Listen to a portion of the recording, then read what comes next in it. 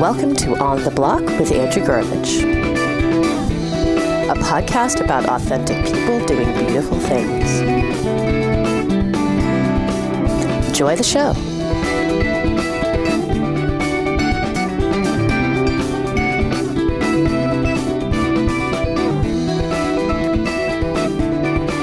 All right, welcome to the show, ladies and gentlemen, and everybody in between. This is your host, Andy Gurvich. We are so happy you're with us here on the Block Radio, coming to you late for the month of May. You know, the program, we love doing it. It's been a lifelong dream of mine to bring this show into the world and to share it with you as an audience. And producer Mike and Celeste Gurvich and the folks that we have working on the program with us work really hard to bring you the show every month. Had some issues over the past couple of months regarding my job. I'm a tenure track, finally just got tenure as a college professor, which I'm happy about. But it was grueling. It was a 4-year-long job interview where every day, really every day, because of social media as well, you're being sort of monitored and picked through and analyzed to see if you're fit to join this secret society of tenured faculty. And so it's been a slog for the past 4 years to get through this. I'm finally through it, which is awesome, but it was a tough show. For a minute there, and the demands put on me by the college and the department have just taken me away from the program, which is why we went down from a weekly show to a monthly show. And then here we are halfway into the month of May, just bringing you the program for this month. So as far as the future of the show goes, it's funny because I see two tracks in front of us. I see the show limping along like your old dog that you don't want to put down until finally one day it's too expensive and too difficult to deal with, and you just take the thing out back behind the shed or over to Dove Lewis Animal Hospital and pay $42,000 and have the thing finally put out of its misery. The other thing I see for the show is exactly the opposite trajectory for that.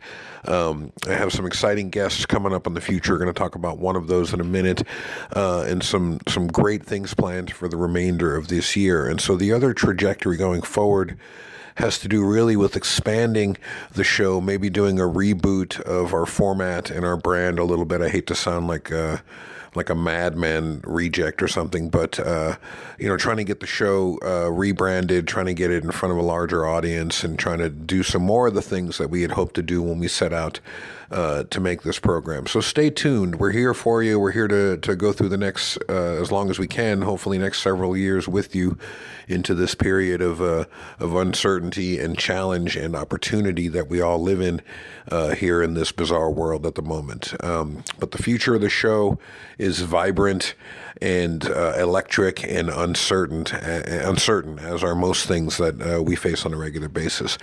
This month, the reason we're late this month is that I had intended, we've had a lot of bros, we've had a lot of dudes on the show for the past couple of months, and that has not really been intentional. I've always wanted the show to be diverse and to speak to a lot of different people about a lot of different perspectives, and sometimes we do well with that. Other times it's just a big white man fest, and we've had that going on for the past couple of months.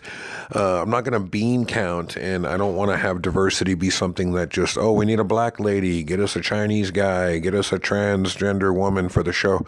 That's not the intention. The intention is to be a genuinely diverse program that brings you viewpoints and perspectives of multiple different kinds of folks that are out in the world devoting themselves to transformation and creativity.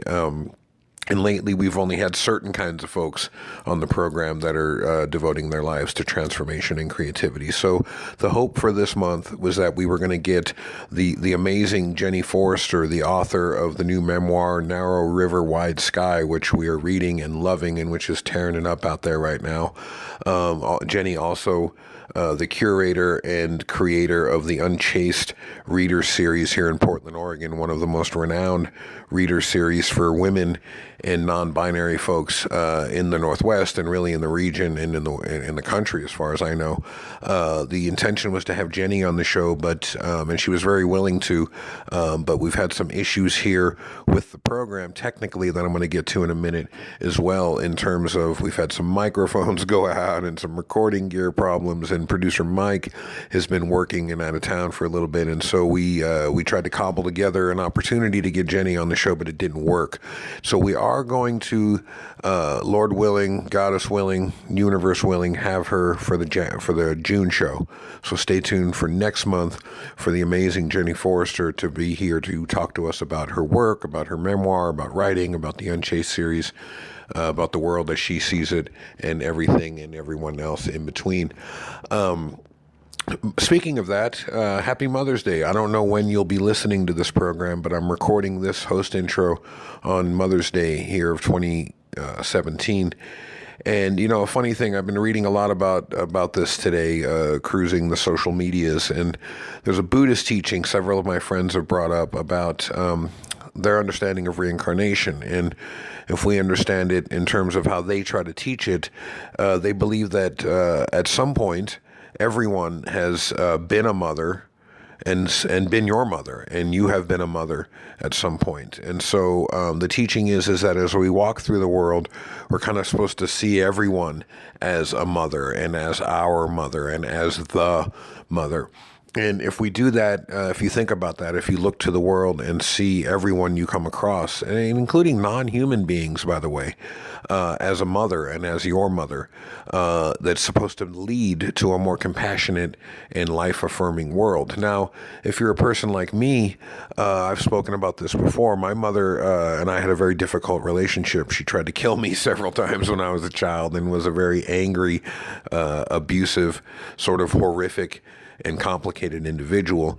So to walk through the world looking at everyone as my mother would make me very afraid and very angry and very hurtful towards other people in my desire to flee or defend myself from their unwarranted attacks, which is basically a definition of every relationship I've ever been in, by the way, projecting onto the poor woman, including dear Celeste Gurbich, all of these fears and phobias that were brought into my life because of my troubled relationship with my mother. And so if I dove into this Buddhist teaching in the wrong sort of way, it would make me more neurotic and difficult to deal with than I already am, if you can imagine that.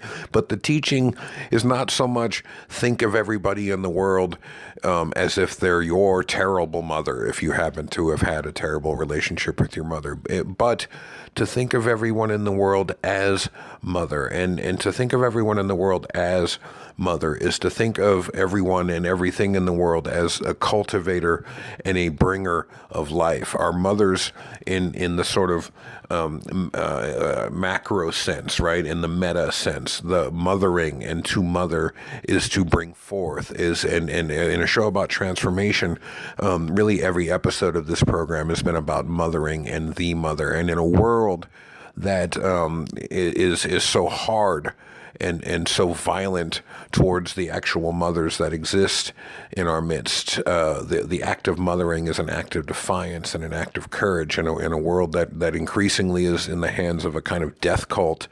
To bring forth life and cultivate it with love and compassion and dignity and courage in the world is the greatest act of revolution that we can really participate in. And so all love and respect and deep bows to mothers and mothering on this Mother's Day, regardless of when you're listening to the program. As I said, this is when I'm recording this message. In the Hebrew tradition, to start moving us over into the conversation for this week, this life-affirming, shining glory of the Sacred Mother can be seen in Kabbalah studies through the Shekinah, the shining feminine face of God. The sacred feminine within the Yahweh tradition, as I said, the feminine face, the mothering aspect of the deity. I've been getting more into, those of you that listen to the show, I've been spending a lot of time over the past several months looking at spiritual issues. And our guest this week is a pretty renowned and wonderful rabbi, Rabbi Joel David Bakst.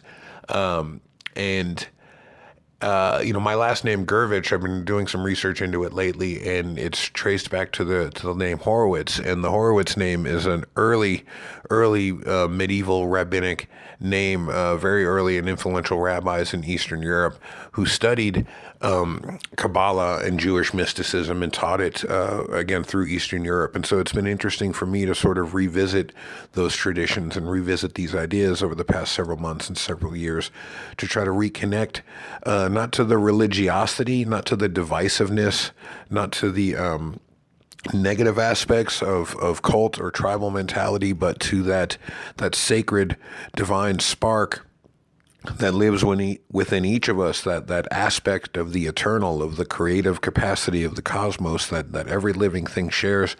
To return to that in a meaningful way has been profound and humbling for me over the past several months, and that's really what the program has shifted to in terms of recently about some of the things that we've been talking about. So this week, the Rabbi Joel David Bakst. I first became aware of the rabbi's work through his amazing City of Luz, L-U-Z, City of Light website that you get to our website at On the Block Radio for links over to his site. But whether you are a seasoned, lifelong practitioner of Torah and Kabbalah, whether you have advanced degrees in Judaism and Hebrew studies, or whether you're brand new to any of this stuff and just want to kind of check it out, the City of Luz website is a place I think that you should get to for all things mystical in the Judaic tradition. It's just such a great portal into the complexity and rich, deep history of Jewish theology, of Jewish sociology, and of the complexity and richness of a tradition that has spent so much time celebrating and exploring the capacity of our humanity that I think so many of us might be shocked when if we go over and check it out. So do get over to his site and look at that. Some of you might have seen him on the film DMT, The Spirit Molecule. This was a film, it was on Netflix. I think it still is. It was based on Dr. Rick Strassman's book, who was a recent guest on our program here. The film is narrated by Joe Rogan. And it was after seeing him on that film that I wanted to bring him on our program here.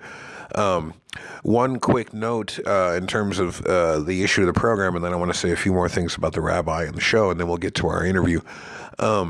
We had some sound issues in this interview.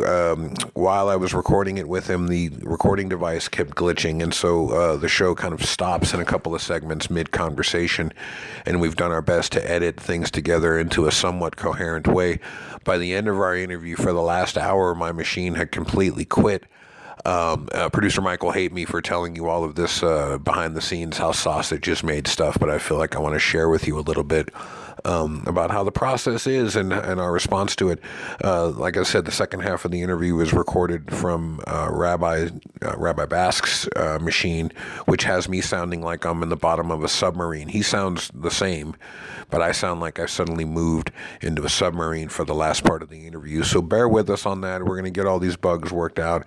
And I wanted to play you this interview anyway because I still think the substance and the context of the conversation was important for you to hear and important for us to discuss, regardless of the technical glitches. And thinking about the problems in this episode, I was thinking about Lost in Translation when this happened, and I was thinking about that last scene in the movie when the two main characters whisper something to each other that the audience never hears, and how frustrating and also glorious that was in that film when that moment happens, that there's a kind of concealing and a revealing, and when we share with one another, and that always in conversation, always in dialogue, no matter how much we try to lay bare all of our secrets, to be fully transparent with one another, that the process itself will sometimes break down and introduce corruptions, whether they be technical, psychological, or otherwise, that lead to a kind of concealing as well, no matter how much we try. And so as frustrating as it is to have lost some pieces of this interview, there's also a kind of message there for me and for us about the sacredness of communication, the sacredness of the word, and the ephemeral nature of what it is to communicate with one another, and how glorious that is when it actually works. because there's actually so much chaos, atoms and molecules smashing into each other in the universe.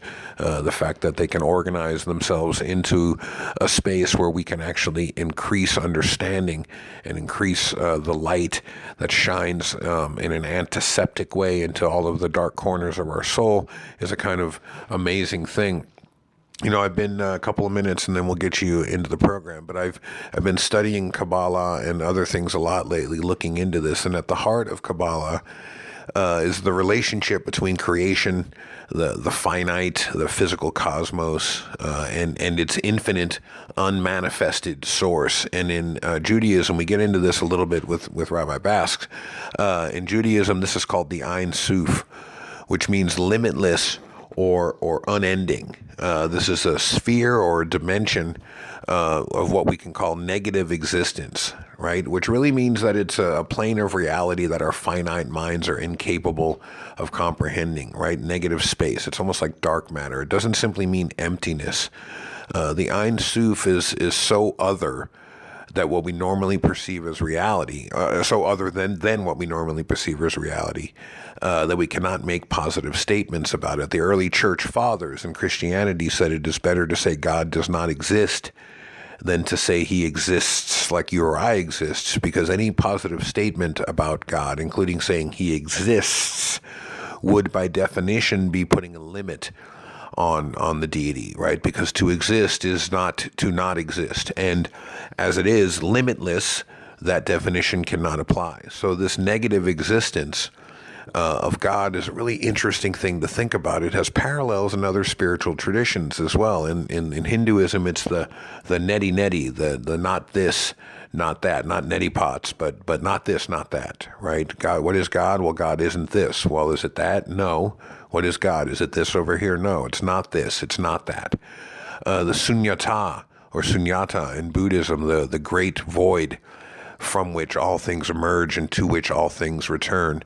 The pleroma of the Gnostic tradition. Even in the Christian faith, there's a concept called apophatic theology, which is known as negative theology. Meister Eckhart was a practitioner of this, and it's a theological thinking and religious practice that attempts to approach the divine by negation, to speak only in terms of what may not be said about the perfect goodness that is God. And Thomas Aquinas and other medieval theologians, when they tried to put together their great systematic theology about the other things, the definition of the deity, their definition included a lot of this kind of negative analogy. And so things like God being immortal, right, without mortality, right? One key way to explain God. God is immense. God is without measure. And so one way to define the deity is to define the lack of characteristic. God lacks mortality. God lacks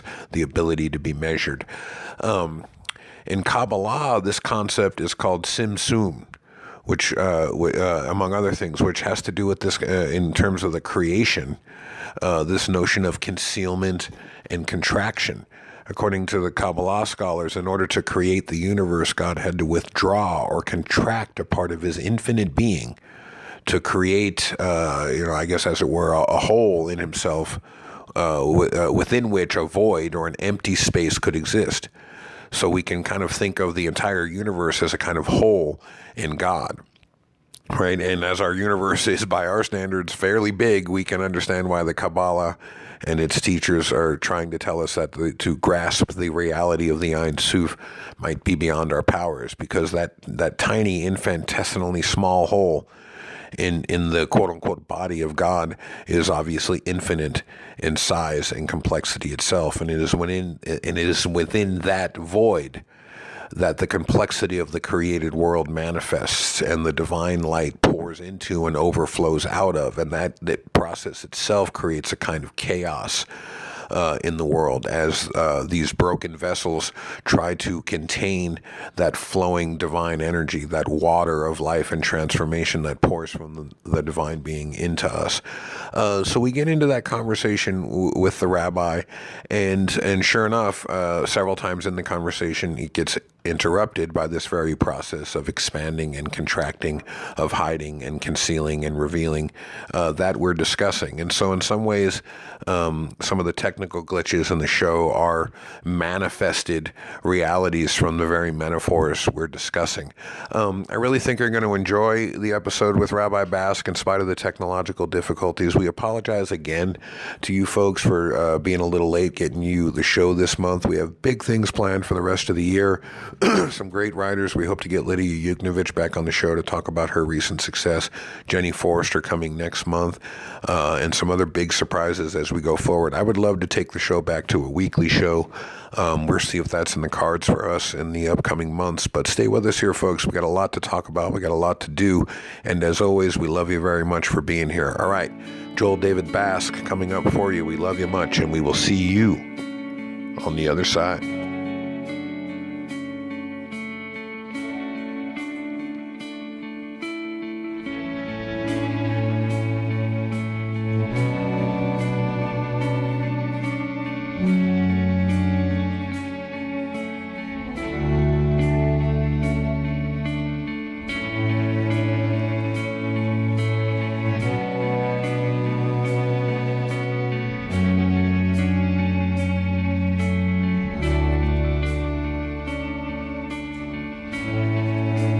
Remember those walls are built, baby, they're tumbling down.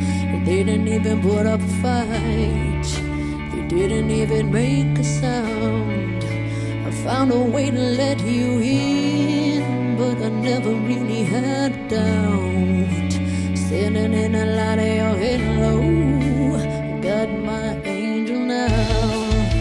It's like I've been awakened, every rule I had you breaking. It's the risk that I'm taking, and I'm never gonna shut you out. Everywhere I'm looking now, I'm surrounded by your embrace. Baby, I can feel your halo. You know you're my saving grace. You're everything I need and more. It's written all over your face.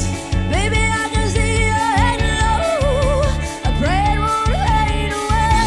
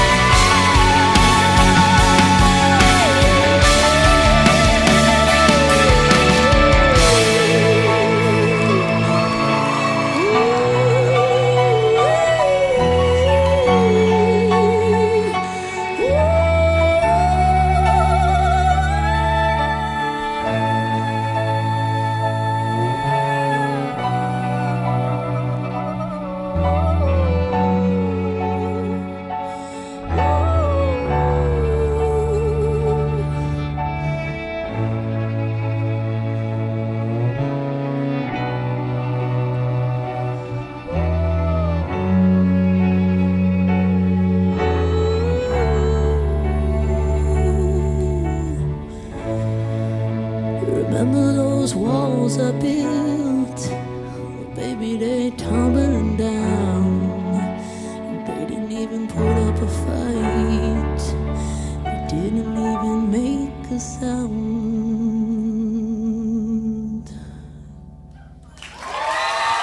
This whole approach, my whole understanding of the role of DMT, and I do believe that this research is nothing less than messianic. It is part of a ancient prophecy. Let me read to you the prophecy. This is coming from the book of the Zohar, which was first revealed in the 13th century. And in one of the sections, it states, in the 6th century of the 6th millennium, that is in the years 5,500 to 5,600 in the Hebrew calendar, which would correspond to the years 1740 to 1840 in the Christian calendar. The gates of wisdom from above and the fountains of wisdom from below will be opened up, and the world will make preparations to enter the 7th millennium, just as one makes preparations on the 6th day of the week when the sun is about to set for the advent of the 7th day, the Shabbat. This passage has been expounded by Kabbalist and Hassidic masters.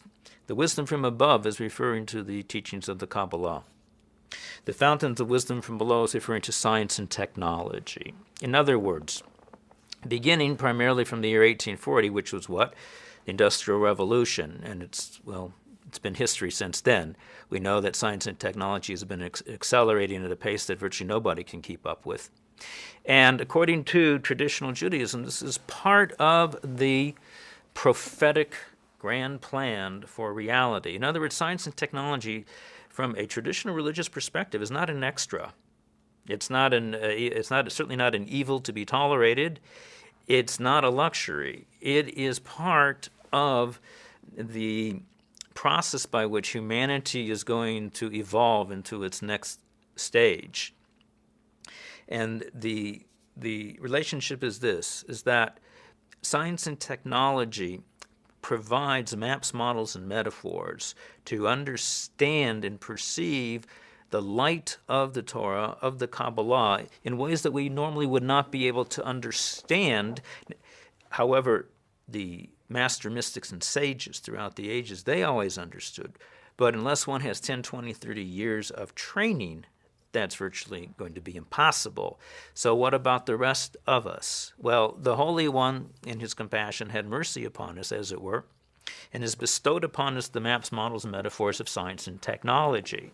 Now, I have been utilizing some of these maps and models for decades in my teaching, in particular, for example, something as simple as the Mobius strip, which teaches us a principle of one surface with two sides, which is referring to, is a model to understand God's unity, how there can be nothing here but God, yet there's something else here as well. Yet they make up one indivisible unity. Likewise, the concept of higher and lower dimensionality, as epitomized in the classic work called Flatland by Edwin Abbott over 100 years ago. This enables us to understand what the sages always understood, that we are embedded in a parallel reality here, a parallel dimension, the fourth direction, the fourth dimension. Fractal geometry, which is just coming of age recently, has been the bedrock of the Jewish mind and the rabbinical understanding. And so I believe that the research revolving around DMT and the pineal gland is another example of a model that's coming forth from the well springs from below, referring to the science and technology, to enable us to understand that which has been hidden away in Jewish classical literature, waiting for its time to come out. But we would not see it, ironically, without the utilization of these maps and these models. And in particular here, the relationship between the pineal gland and pineal, the face of God, and DMT and MTT is, although this is cannot be taken as that's not the hardcore evidence that we're basing this upon. But we value, for example, dreams that we have, even though dreams are taking place in a whole other reality. We utilize that information. We attempt to integrate it. And likewise, with the similarities in even the sound of these words, from a Kabbalistic perspective, this is how the divine mind is helping to prepare and seed mankind for the next jump in global evolution. You've been listening to On the Block. Of all of the voices in your head, thanks for making ours one of them. All right, welcome to the program, folks. This is your host, Andrew Gurvich. I am very excited for our guest this evening. Joel David Bakst is a teaching rabbi and scholar of Talmud and Kabbalah. And I'll stop right there. Do you say Kabbalah or Kabbalah? Do you say tomato or tomato? Because I know Madonna says Kabbalah, so I hope she's wrong.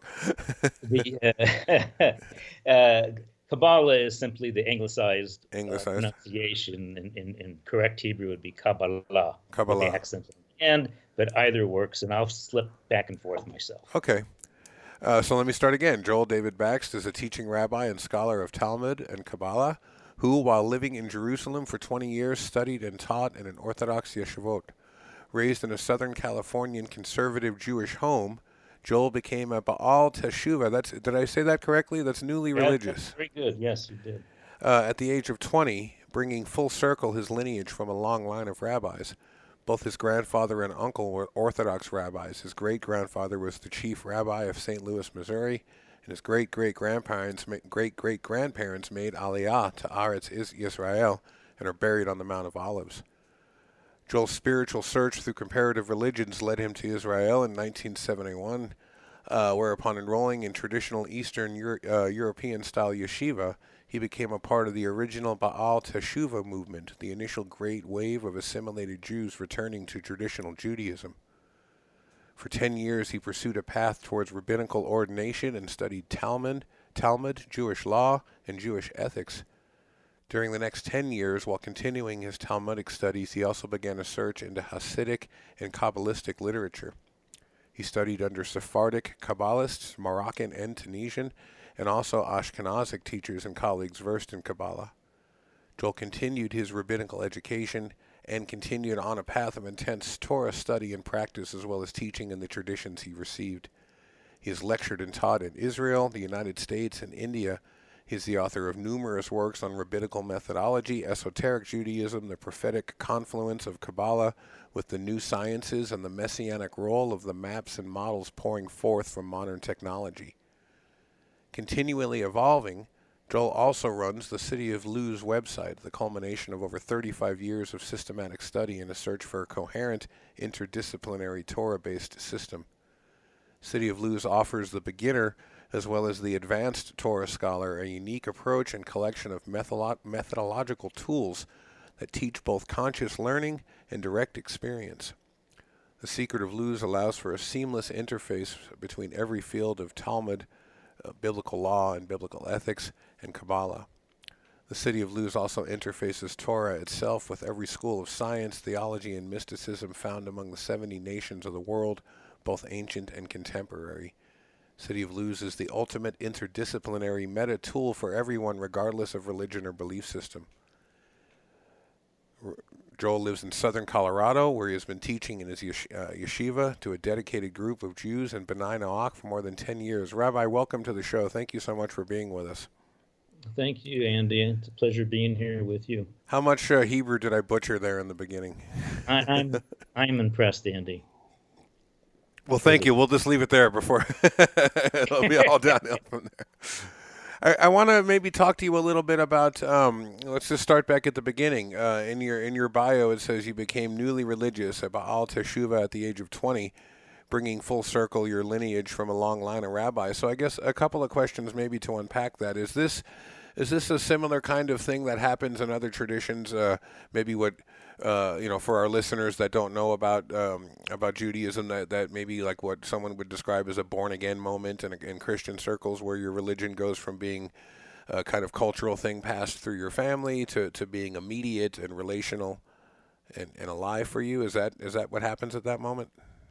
Yes. However, in the vast majority of cases, it's not a aha experience, momentary flash. It's an incremental process, because it almost invariably always revolves around the learning process itself, which means textual. So that's by its nature is not an aha born again experience. Right. But in the larger picture, yes, I grew up, totally secular,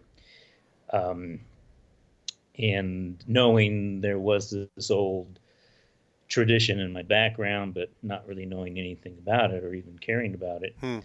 And my aha experience, interesting enough, Andy, was when I was visiting Israel. I was actually 19 at the time, and I was walking near the Western Wall, and some guy spotted me and said, "Hey, you want to visit a yeshiva?"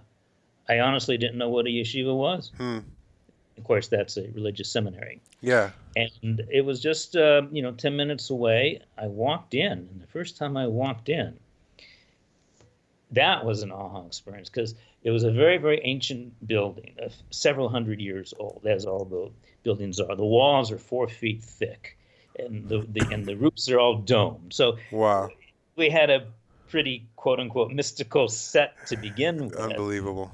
And there were all these books lining the walls, and it just all of a sudden jumped out at me, and I knew I was home before I knew anything.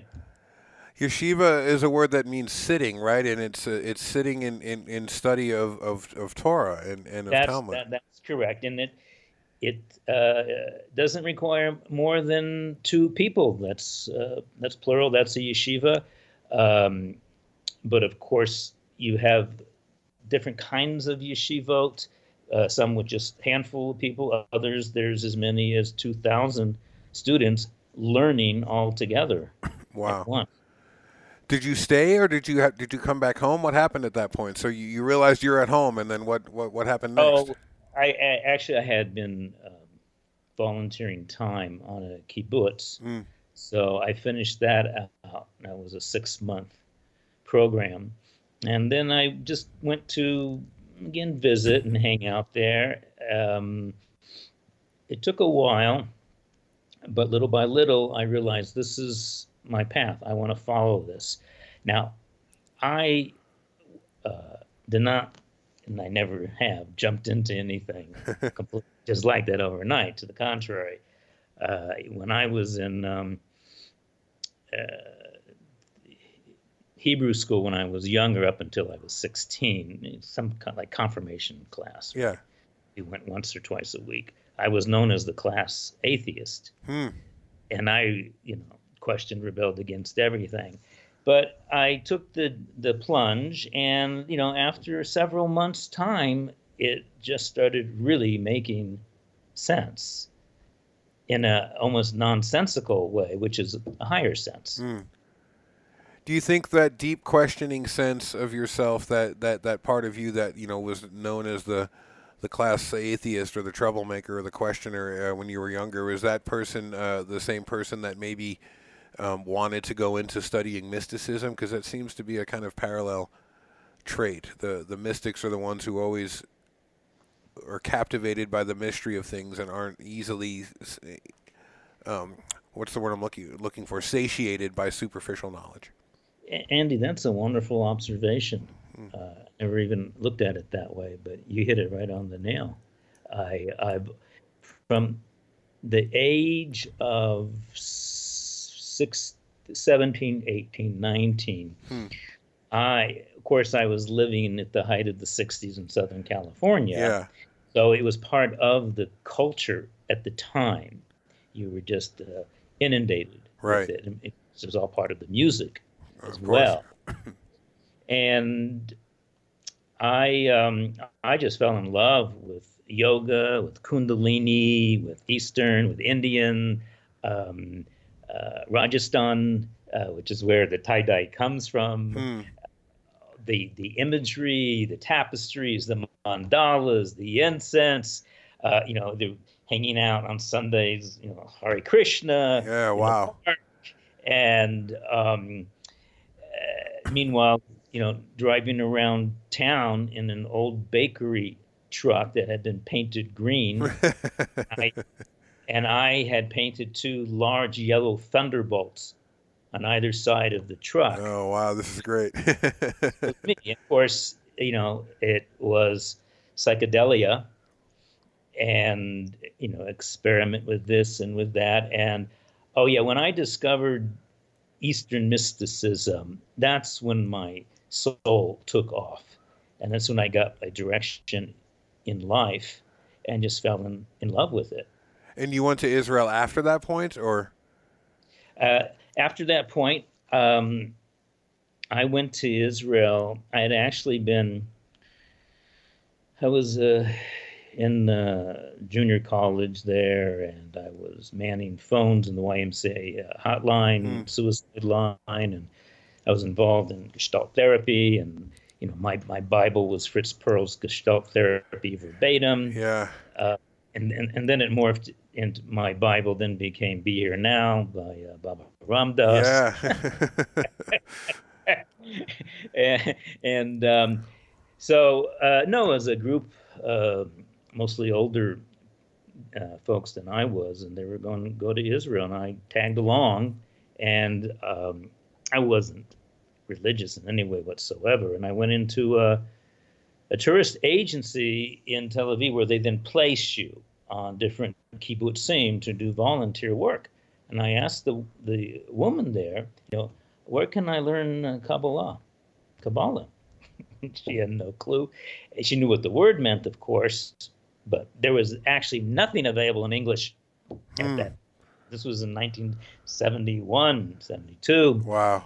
And in any event, it was a series of events that just came together, and as I mentioned, I found this place, or it found me, and then the rest was the future of the history. What was it like for you to? There's a couple of things there to step into that family lineage. I mean, you weren't pressured by your family to pursue rabbinical studies, even though you came from this amazing family background. No, not at all. No, my family was very secular, but my mother did bless me, or perhaps curse me. She says, "I'm either going to become a lawyer, a psychologist, or a rabbi." And that was a little facetiously, because I knew nothing, I had no connection to it at the time, but that was her sense of what she saw or what she wanted. What did it feel like to step into that lineage? And so you really probably started to learn about it more after you began the course of study, about your uncles and grandparents. And initially, it wasn't a big deal. I didn't really follow up on the lineage so many years later, making the connection. Ironically, the field of Torah study that I went in and mastered is in part of a tradition, a living tradition from my direct family in a Russian-Polish town called Skhlov. And they were a unique breed of rabbis, very modern, although this is taking place at the end of the 18th, beginning of the 19th century. Mm-hmm. And they were all masters of Talmud and ethics and law and Kabbalah and science as well. They even had a laboratory there. This was unheard of. And they're very, very involved in the Kabbalah, and very involved in using the maps, methods, and models of the Kabbalah to actually help seed and stimulate a redemption process. And I didn't discover to many, many years later that was actually part of my tradition. That is remarkable. My personal tradition. And they were they would be considered eccentric by their contemporaries. I mean, well respected, of course, but still a bit eccentric. And wow, I was right at home. What was it like to study Torah? And I want to start asking you some questions about that specifically, and maybe we can get into a discussion of, for our listeners, again, we can unpack what we mean by the word Torah here in a minute. But, when you were talking about, coming from this place in the late 60s, early 70s in California and having this kind of, the East meets West, the great cultural revolution that was happening here, all of the social justice movements that were happening. When I look to the traditions that you study, and I think of things like Nathan rebuking David, I see a great lineage of this kind of thing in the biblical text of social justice, of even kings will be rebuked for their behavior when they do injustice in the world to people. And in the time period, just for our listeners to understand, no king could be rebuked for their behavior. A king would simply do what a king did, and whatever a king did was seen to have been blessed by the God that king served.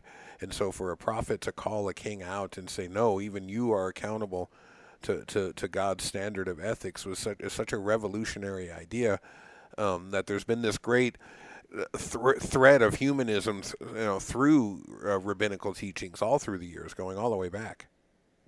That's a very good observation, Andy, and it is definitely the whole Talmud is filled with not only systems analysis of the system that you're using, but character analysis. Constant. It was considered a very worthy act to rebuke your neighbor, your colleague, in the correct way. There's a method doing it. And likewise, as you mentioned, no one is exempt from that, even the kings of Israel, that they also have to be kept in their position and what their work is, and not to go out of the boundaries of that. There is, ironically, a complete separation of church and state in ancient Israel. I know what that's on the surface goes, what do you mean? The whole thing's religion. Yeah. No, you have the monarchy, okay, like King David, for example, and then you have the priesthood. It's called the kahuna. Sounds very Hawaiian, doesn't it? Yeah, right. The kahuna is the institution of the kohanim, of the priests. Okay. Kohen. And they were separate. Each one had its own functions, and they weren't allowed to overlap. So there was, astoundingly, way back, separation between church, the priesthood, and state, the monarchy, King David, for example, and his son, King Solomon. That's really remarkable.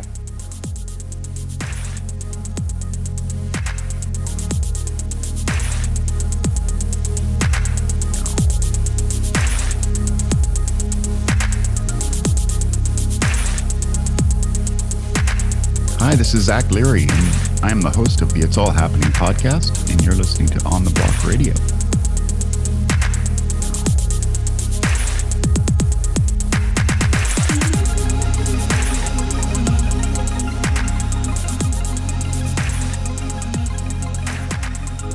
So you were in the middle of talking about alchemy and its connection to the things we were discussing. Right, just similarly, we have to be careful not projecting ourselves into them, rather ask the question, what did they think they were doing from their perspective? And, this is a whole issue, whether it's, anthropology or systems of thought and experience. But the point I want to make is simply that when they critique and apparently criticize, and sometimes to what appears to be to great extremes, the masters of old, such as Solomon, they're actually using their critique as a pedagogical tool because they're forcing us to re-examine now, well, what did he think he was doing? Because if that was me, that would be obviously blatantly wrong, and I would never do that unless I was an evil person. So either all the masters of old, the kings, the prophets, the Moses, whoever, they either come out looking very silly, actually foolish, okay, or they're outright evil.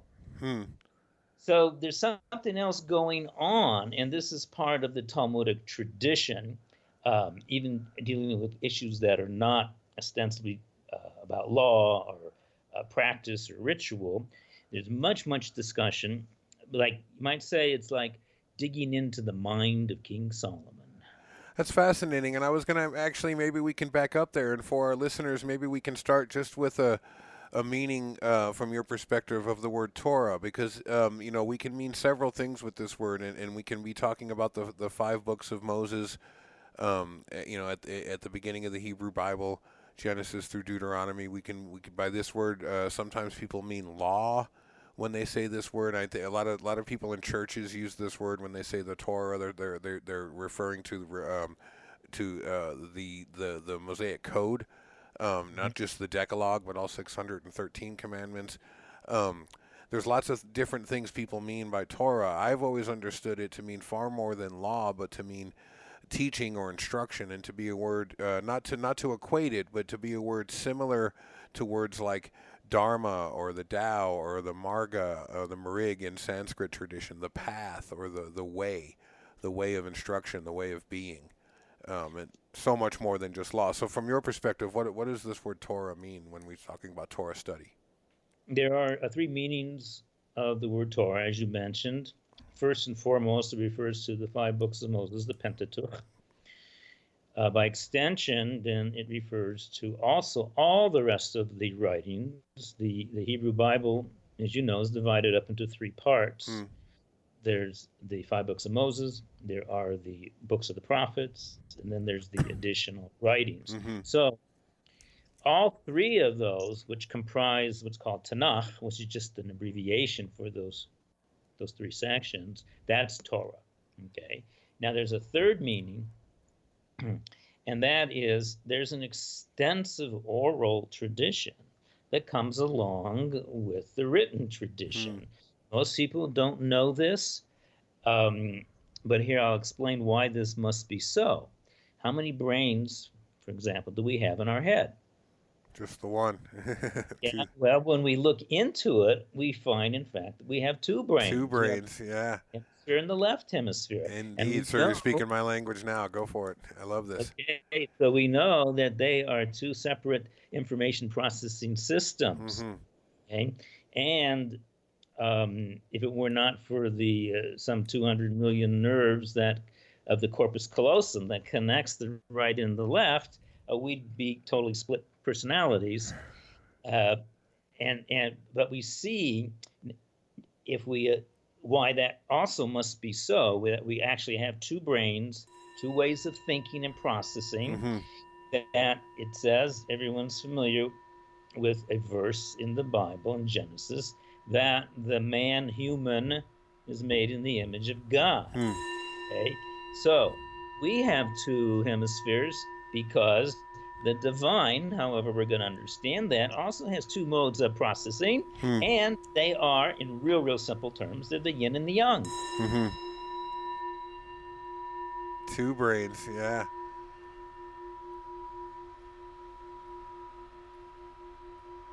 Thanks for listening to On the Block, a show that's broadcast from the crossroads of creativity and transformation.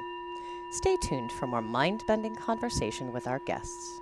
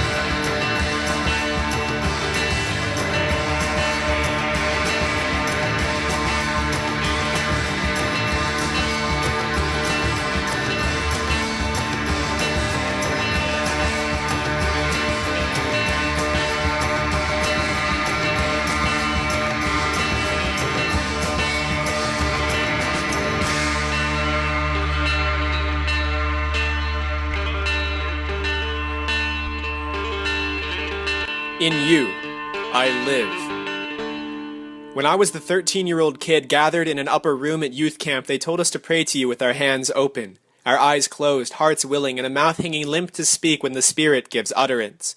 Words would form in our heads, perhaps like a picture, or we might hear them in our ears like a whisper. Maybe it would be like a welling up, like a gurgle at the back of our throats, and we would unhinge our resolve to vomit these phrases that meant nothing to us. The sounds of heaven deeper than language, other than language, clearing the air, because these were the last days, when they said that sons and daughters would prophesy, when the old men would dream dreams, when the brown-haired boy beside me would repeat syllables shut-tat-tat-tat that he heard them say. And I would shut out the stammered sounds of moans and tripping tongues and choir kids and seedling evangelists, and I would just wait for you, and wait for you, and I would wait for you. And I was the 18-year-old kid in the barn with the concrete floor and the canned music, the pillow-esque atmosphere, there with my prayer group pals and no inhibitions. And I told her, prophetess, that I wanted to speak your languages. And she covered me in hands. Like a baby, they said. I would approach you like a baby, learn to talk like a baby, no mind in this, no thoughts. It was hard for thinking people because this is deeper than thought, other than thought. And I thought that maybe this is why I missed it all this time. And so I waited for you, failed at closing down my headspace, but waited harder still, and I thought I felt you on my tongue. And we celebrated. My friend was so happy for me. She had been praying for me.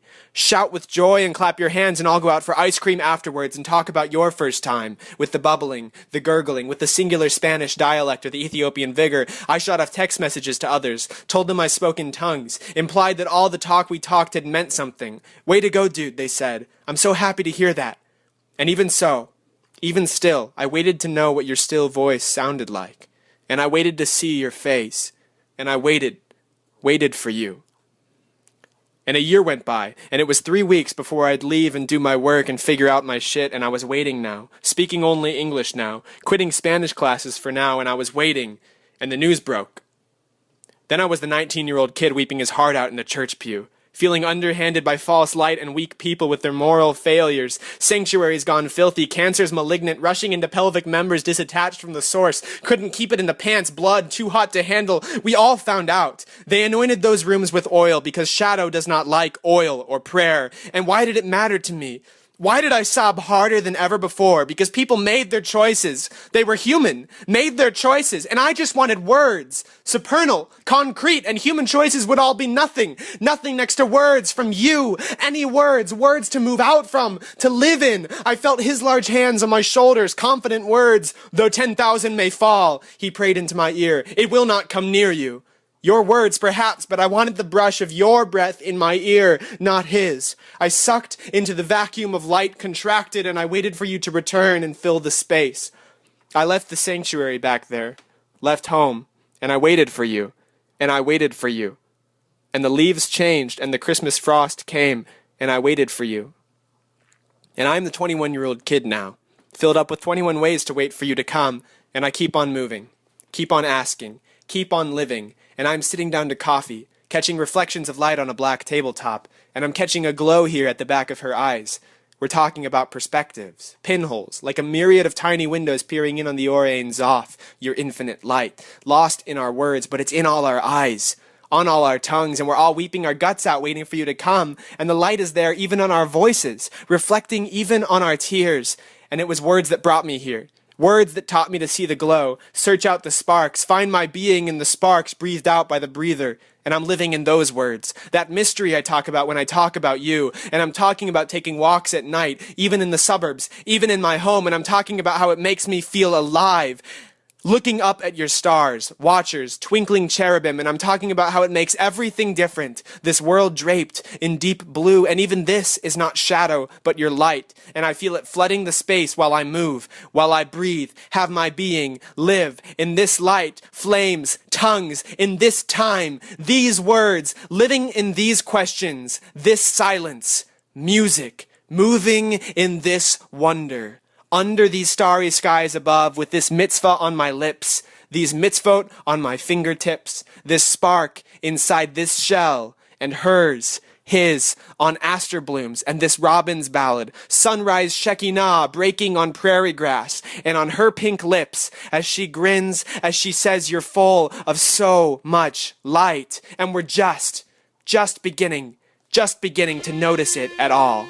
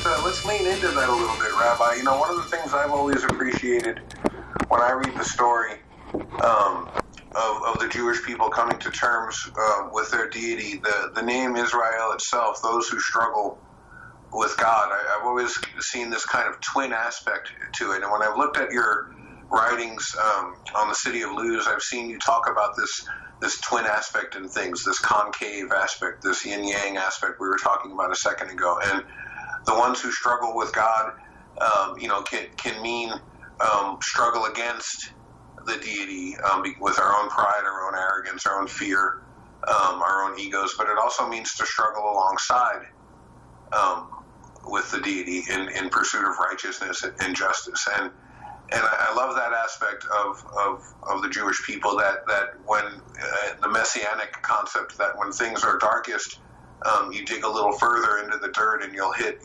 soil that is fertile and that new life can grow in. And so, here we are in our podcast, and I'm not meaning to make light of it, but 3 times now my audio gear has shut down in the middle of the conversation. And what do? We make do and go forward with the conversation, and we experience the humility, but we also experience the blessing of being able to come together and have these conversations about these important things. Yes, and not only that, but we find this dual structure, which on the surface looks very contradictory, because everywhere you look, when you really, like you just said, you dig a little deeper, you're going to find what appears to be a duality. If you look a little deeper, it's actually a polarity, and when you really go deep, it is what the term that I use, it's called a polarized singularity. And well, there you've got, in effect, the best of the Occident and the best of the Orient. In general, and there's always going to be exceptions, not because they're exceptions, but because of the holographic nature of reality. Whatever you have on one side, you're going to have also on the other. In other words, for example, if you put your 2 fists together, and each thumb is being held by the opposite fist. Well, here you've got a 2, but since each one contains the other, it actually produces a sublime unity. It's a polarized unity. So when you dig into Torah, every place, and this is going to sound initially can sound very shocking, because we think so much of Judaism as being, monotheistic, and the one God, and the one God, and the one God. Well, when you really look into it, you have the term used to refer truly to the God of Israel is the Ein Sof. The Ein Sof literally means no end. That which has no end. But we have to be cautious here. This is not infinity. This is not even eternity. Because ultimately, those are still lower dimensional, I use the word 3D as opposed to 4D, constructs. Rather, the duality here, which is really a polarity, is you have that same phenomenon even with the Ein Sof, because it's never the Ein Sof by itself. It's true, that's a shortened term. The real term is Or Ein Sof, light of the Ein Sof. Meaning, here in the last place you would expect, there is a mode of duality. Once again, it's really a polarity, and it's a polarity that is generating an even higher degree of unification. Because once something unifies, well, it actually becomes static. You lost the dynamic. So if you stay in the state of tension, like a wishbone, the 2 prongs, right? That's the polarity, but they go up into the singularity. So even the God of Israel, the true God of Israel, contains within itself this wonderful dynamic tension. It's actually a torque. And with a little play on the word, this is what I call Torah torque. And the whole Torah is torqued this way. And you see that in part what I mentioned earlier, that even when a great master or king is critiqued, they're not doing it. It's not like they have a question, they're going from A to B. Rather, it's a loop. A takes you to the other side of the loop, but it comes back and reconnects back in the beginning. So you see that tension. This is what makes up the enigmatic Jewish mind from the beginning. And it's that tension that allows for a unique form of creativity, because it becomes a tool. And you use it to dig deeper and deeper. It's what I call, in some of these questions, you can turn into a Torah koan. Now, a Zen koan, we know, everyone's familiar with what's the sound of one hand clapping and so forth. Okay, what it does, it's a tool that's used to force the mind to go beyond itself. Okay, so this is what's going on all the time in Talmudic discussions. They're not arguing with each other. They're 2 halves of a whole. They're the 2 prongs, and they know it. They know it. And the goal now, when you learn Talmud, is to reconstruct the polarized singularity that they're discussing. Each one is like a projector projecting onto a screen. And you can have a 2-way argument, a 3-way, 6-way arguments are not uncommon. And so this rabbi says this, but this one says this. It looks on the surface like it's all shattered. And if they can say that, I can say this too. Oh no, they're playing like a master game. And they're lining up all the parts, because reality in truth is so profound.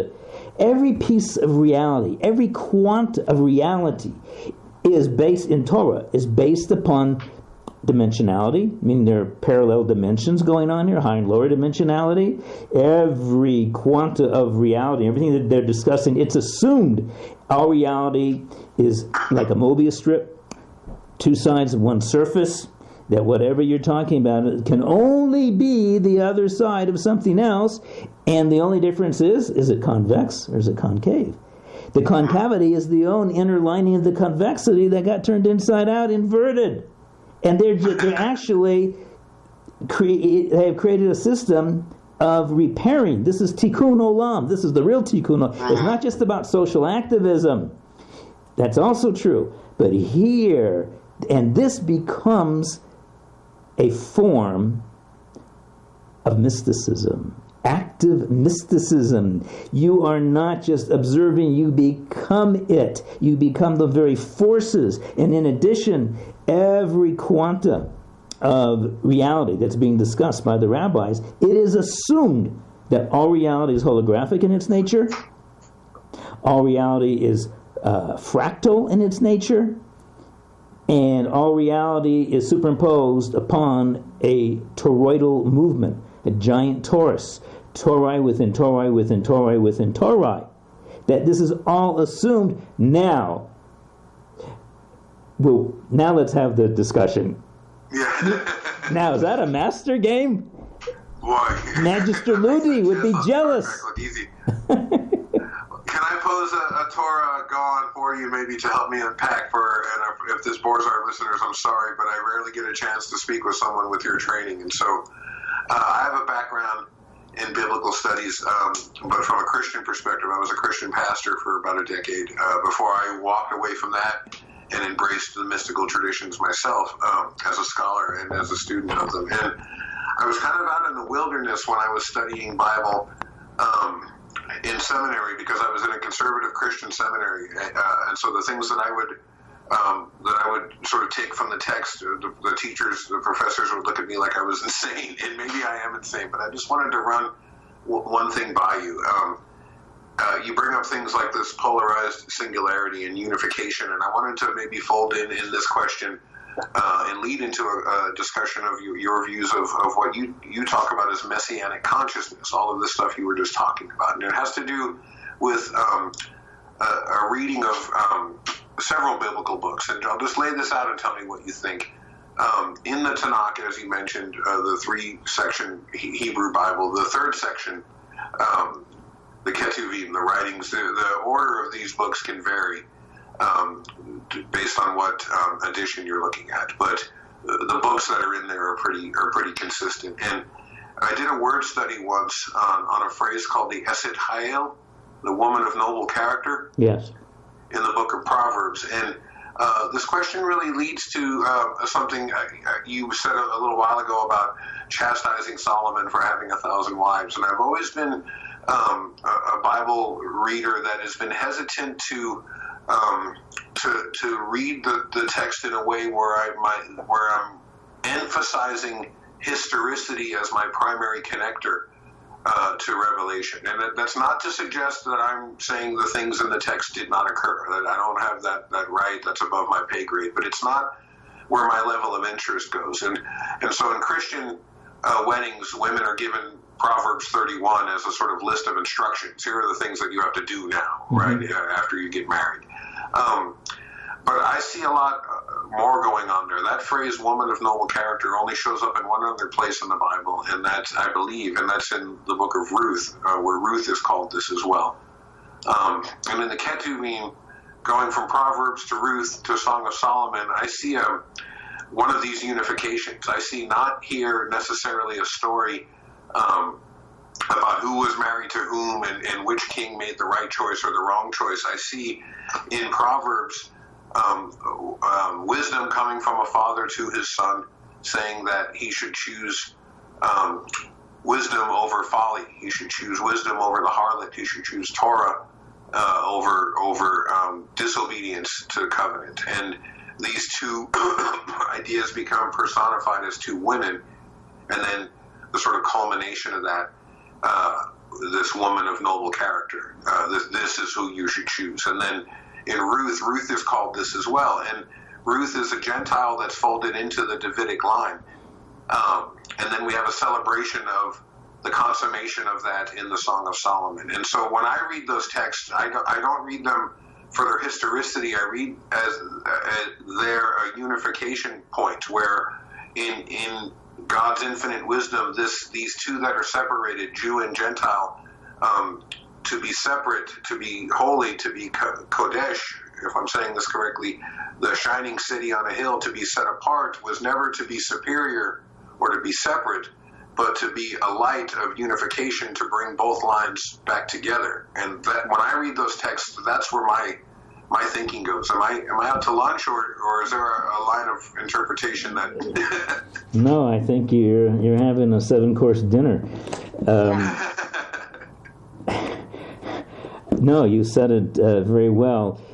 In addition, that there is a oral Torah corresponding to the written Torah, as we explained, right brain, left brain. Okay. In addition, the written Torah and the oral Torah talks interdimensionally. It talks on different levels simultaneously. The most simple level is called Peshat. That just is the simple narrative. It's almost as if, show me a stick figure representation of what is taking place. And it's nothing more, and it's never intended to be more than an external garment. Now, if you base your entire biblical knowledge and belief upon that alone, then the devil can quote the scripture. You can say anything you want to say. Likewise, in addition to that, there is that deeper level. It's called Sod. It means the secret level. And it is simply the soul to the body of the written. And this applies in the written Torah as well as in the oral Torah. When the rabbis, there's thousands of statements that they have made. Many sound like simple aphorisms. But in truth, they're master cryptologists. And here's the problem. Imagine you crash landed, you're an alien civilization, and you have this knowledge base, this database that is beyond anything that is currently known or accessible. But you're going into exile, and you know that the transmission generation to generation is going to break down. How do you keep it alive when there's no video? Well, you create a symbolic language that at the same time it's revealing a message which can be a moral, ethical teaching. It can be a point of historicity. But at the same time, you are, in what you're revealing, you're concealing more data. Now, there's actually a name in cryptology, a special name for this type of cryptology. It's called stenography. And what it means is that normally when you transmit a message, okay, you have a code. Someone else knows how to read that code, okay, but you have to pass it secretly so no one sees it. Okay, if the teacher sees you passing a note and you get caught, okay, then it's to no avail. However, what if you pass secret information in broad daylight, in everyone's view, and the teacher grabs the papers? Oh, it's homework, But in truth, you've encrypted into the homework the message. So it's a form of cryptology where it's not even known that massive amounts of esoteric data is being transferred. So this is, unfortunately, which is not known in the world, for all the study of Bible and all the seminaries, and even in the many schools of more secular Reform Judaism and so forth. It's layered. Why should it not be layered? We're layered. Our very skin is layered. That's the way reality is made.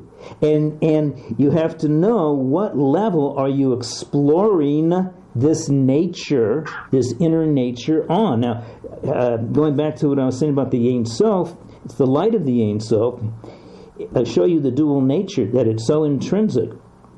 So we really talk about the light of the Ein Sof itself. Is you can't say anything. In fact, the term Ein Sof does not refer to itself when it says no end. Rather, there's no end to our inability to even begin to grasp. Isn't that great? Ein Sof, it's not a thing. It's no thing, no dash thing. Okay? But now watch this. So we're always talking about the or. So when we talk about the Ein Sof, it's really shorthand. Right? So if you take the numerical value, it's called gematria in Torah. It's not numerology. It's something much deeper than that. It has more to do with fractal geometry, and you can hear it in the word. Gematria actually comes from the same Greek word as geometry.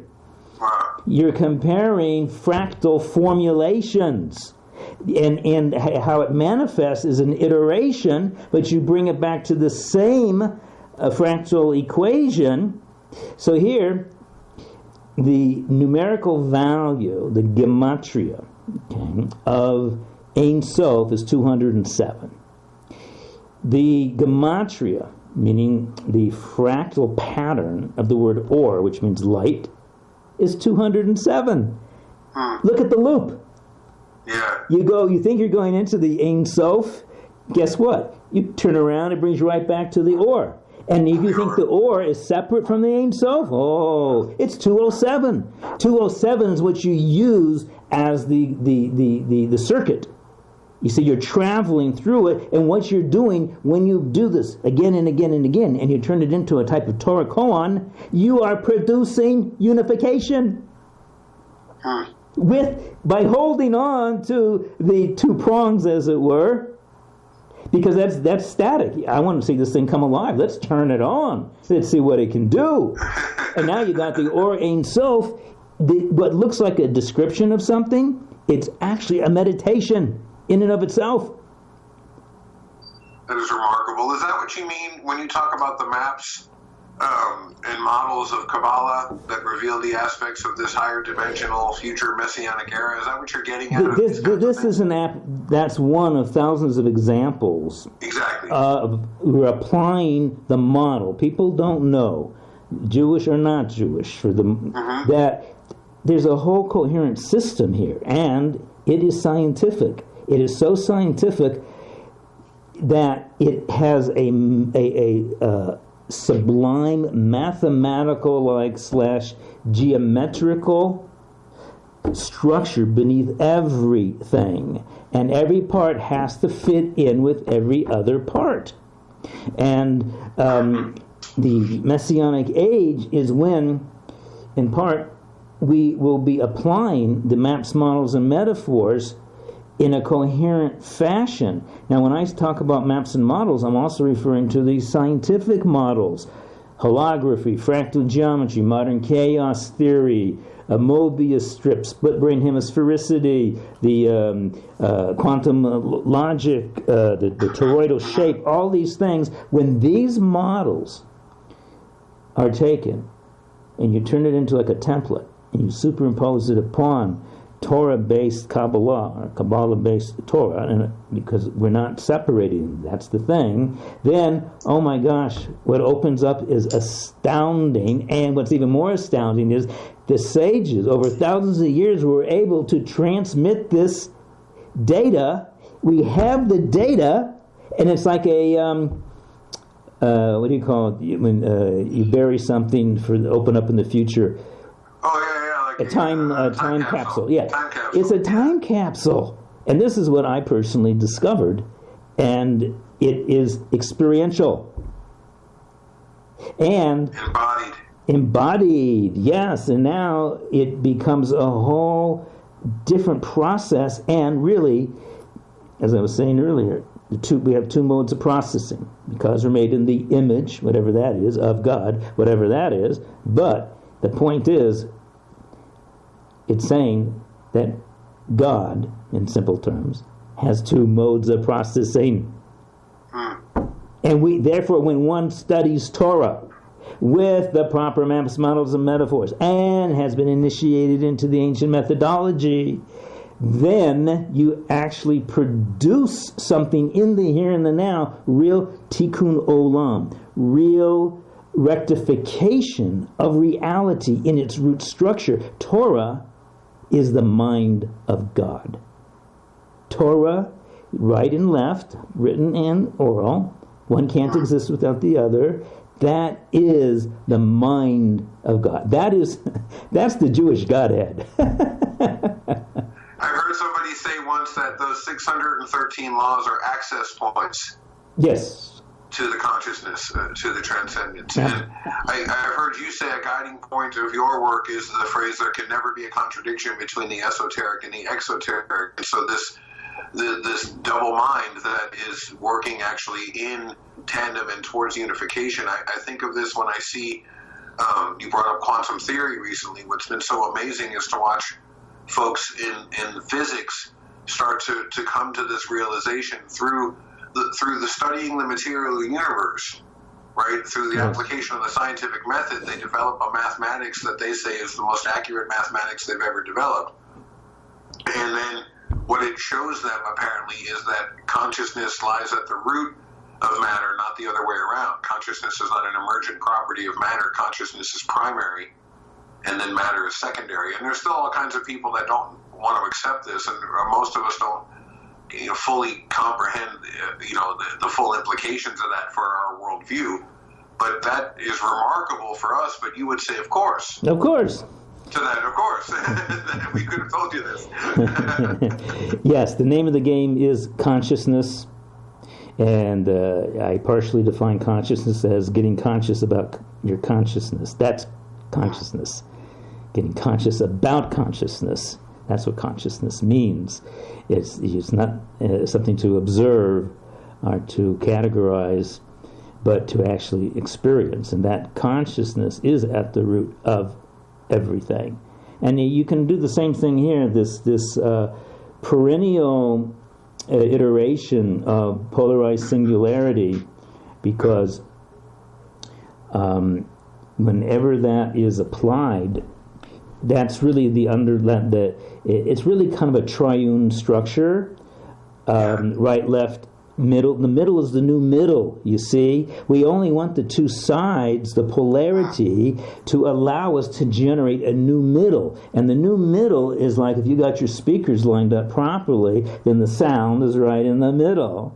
But if one of them is off, or if you're only using one, okay, and that's the problem. And so, and that triune structure is actually at the basis of what is known and called the 10 Sfirot. It's three sets of triads, is what it is. Right, left, middle, right, left, middle, right, left, middle. I mean, in addition, because there's now dimensions. They're not exact copies of each other. They are, but each one's functioning in a different dimension, which of course is going to manifest itself differently. But it's all come from the same fractal formula, so they're all going to be iterations, replicas, but with its own unique nuance. And so the name of the game for all of the apparent duality is to become the living corpus callosum between the two modes of God consciousness. And that blows my mind, because we have a somatic nervous system as well in the gut, which is the third component of our neurological triad. And when you talk about these triads existing at fundamental levels, and I know you said it's not numerology, and so you can again correct me if I'm wrong, but I go back to that 207, which is a 9, which is 3 threes, with each element having within itself the capacity for the other two. Mm-hmm. And so I'm always amazed when somebody shows me some of what's going on with how numbers work in the biblical text, and how they, like you said, they always fold back on themselves in these airtight in very unexpected ways. It's really remarkable. Well, we know that, historically, at least in the Western tradition, before there was arithmetic and numbers, there was geometry. Right? Yeah. And that is now, on the cutting edge of modern physics, it's all coming back to geometry, or surface topology. Surface topology is a key in Torah, because, and this explains one of the greatest enigmas in the Torah, both in the written and in the oral, for a religion that's supposed to be so anthropomorphic, so anti-shapes and forms and idols, and oh my gosh, what do they keep looking at? When the Mount Sinai, it says they saw God, and they describe it, and this and that, the splitting of the sea, they saw God all over the place. How is it possible that they're seeing something when there's nothing to see? Okay, then you have the whole school that comes and says, it's all allegory. Now, this is a very important point here. Yes. That if you hold it's all allegory, okay, well, that is, you haven't turned it on. Yeah. Because it's not allegory. See, when we call something anthropomorphic, that's when we superimpose man-like qualities onto God or an animal. There's another beautiful word that I've been talking about this for decades, but I found the word for it. So, in opposition to anthropomorphic, you have the word theomorphic. Have you heard that word? Oh, yeah, I haven't. Oh my gosh, it's the greatest word. I can't believe it's been around and I didn't know it. It's the opposite. The divine, starting point consciousness, is, using simple terms, projecting godlike qualities onto life, onto humans and animals and plants and minerals. You turn the whole thing on its head. Because there's nothing separate from the divine. This is the starting point of Judaism. Most people don't know this. Everything is taking place. There's nothing outside of itself. That's Deuteronomy. Ein od milvado. There is no other. That's in the Shema. Right. That's what they're doing. They're trying to, even though there's a two, it depends. It's not so much what you're looking at, but where you're looking from. In other words, if I look at the two from a lower dimensional position, I'll see two. But if I'm on the other side, looking as it were through God's eyes, I only see a unity. And idolatry is that very problem of separating out from the unity. Now we understand the question. What does God care? Let people do idols, let them do what they want. Why does it appear God, he's a jealous God? Because it's separating out its own self. It's cutting its own self off from itself. And it can't do that because everything is coming from the light of the Ein Sof. Everything is from itself to itself within itself. Now, you can't get more Eastern than that. What do you think of the work of Abraham Heschel and his work on the prophets?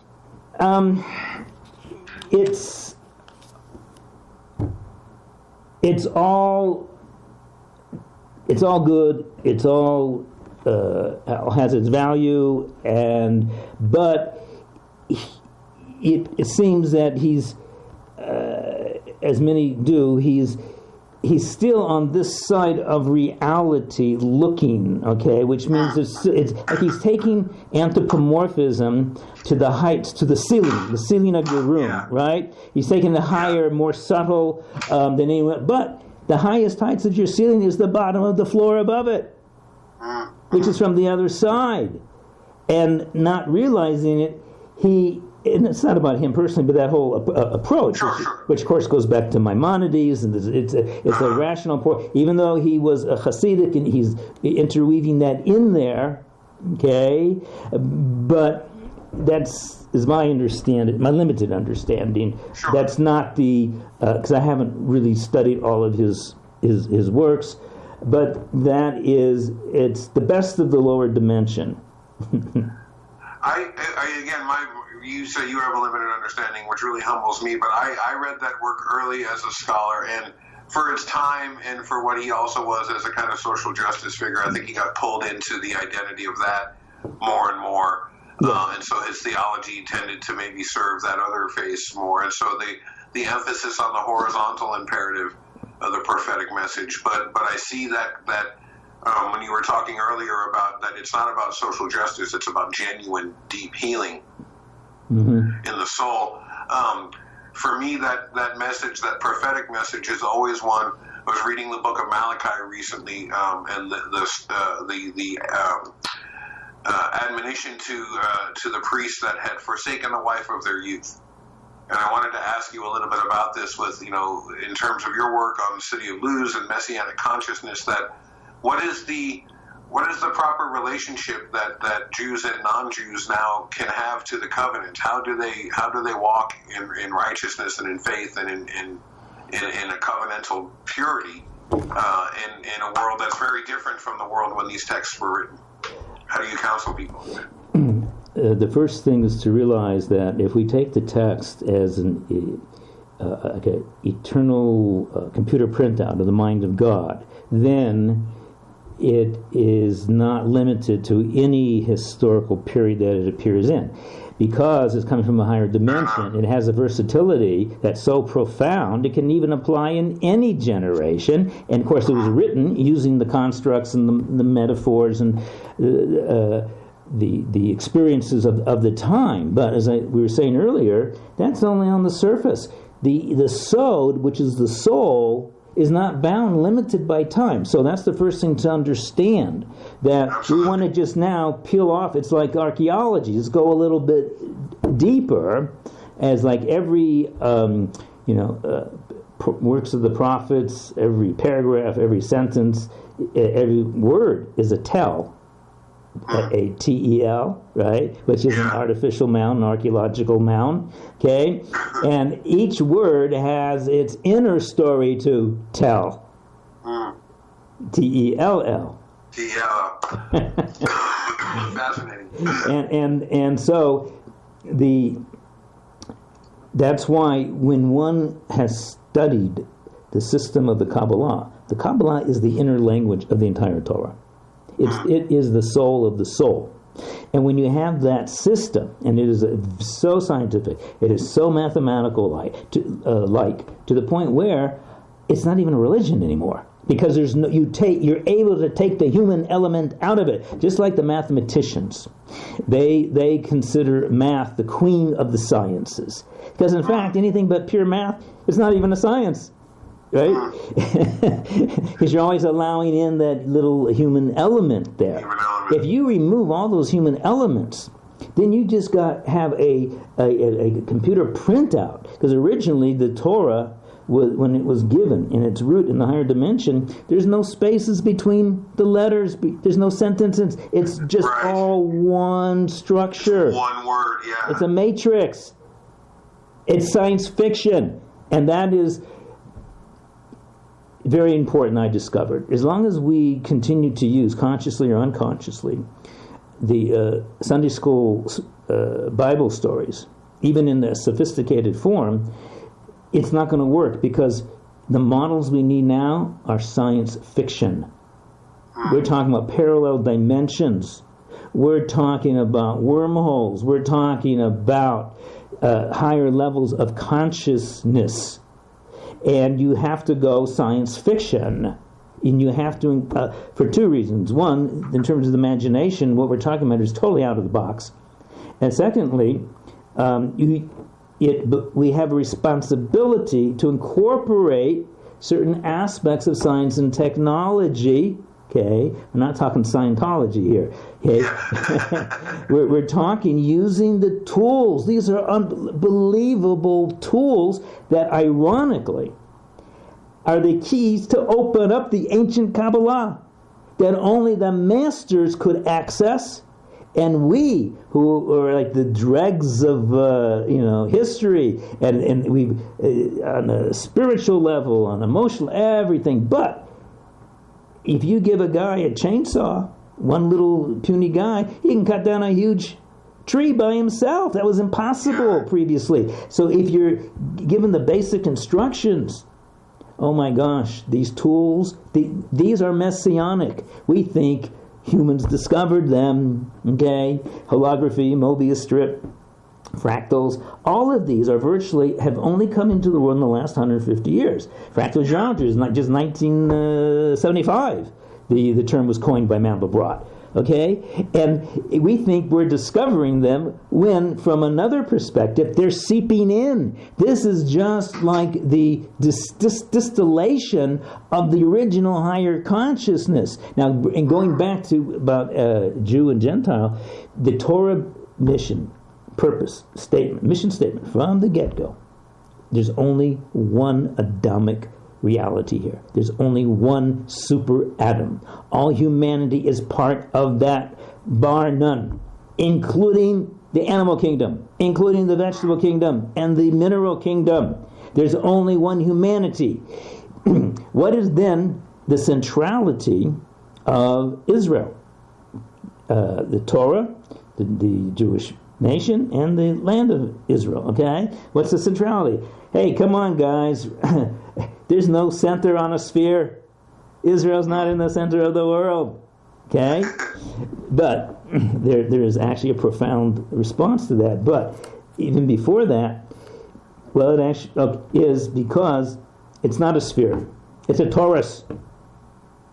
If you're looking at the bottom of a torus, where the funnel goes in, okay, if you're at a distance, you're going to see, and if you're only looking, flat 2 dimensions, you're just going to see a circle with a point in the middle. Yeah. No, it's going through. The nation of Israel, the Torah, is the process of pulling in the side, because this is a rotating torus.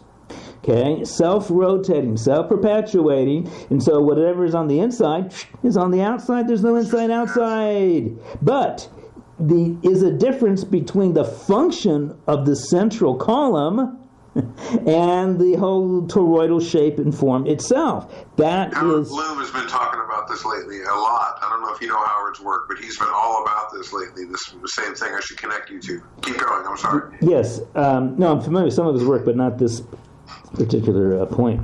But Yeah. but so okay. So now you are familiar with, and some of your listeners hopefully are. There's a famous drawing of the world from the 14th century, and it pictures Europe, Asia, and Africa as 3 leaves that are sprouting out of Israel and Jerusalem. Okay? And the whole world believes, Jews and non-Jews, Gentiles, Christians believe that. Okay?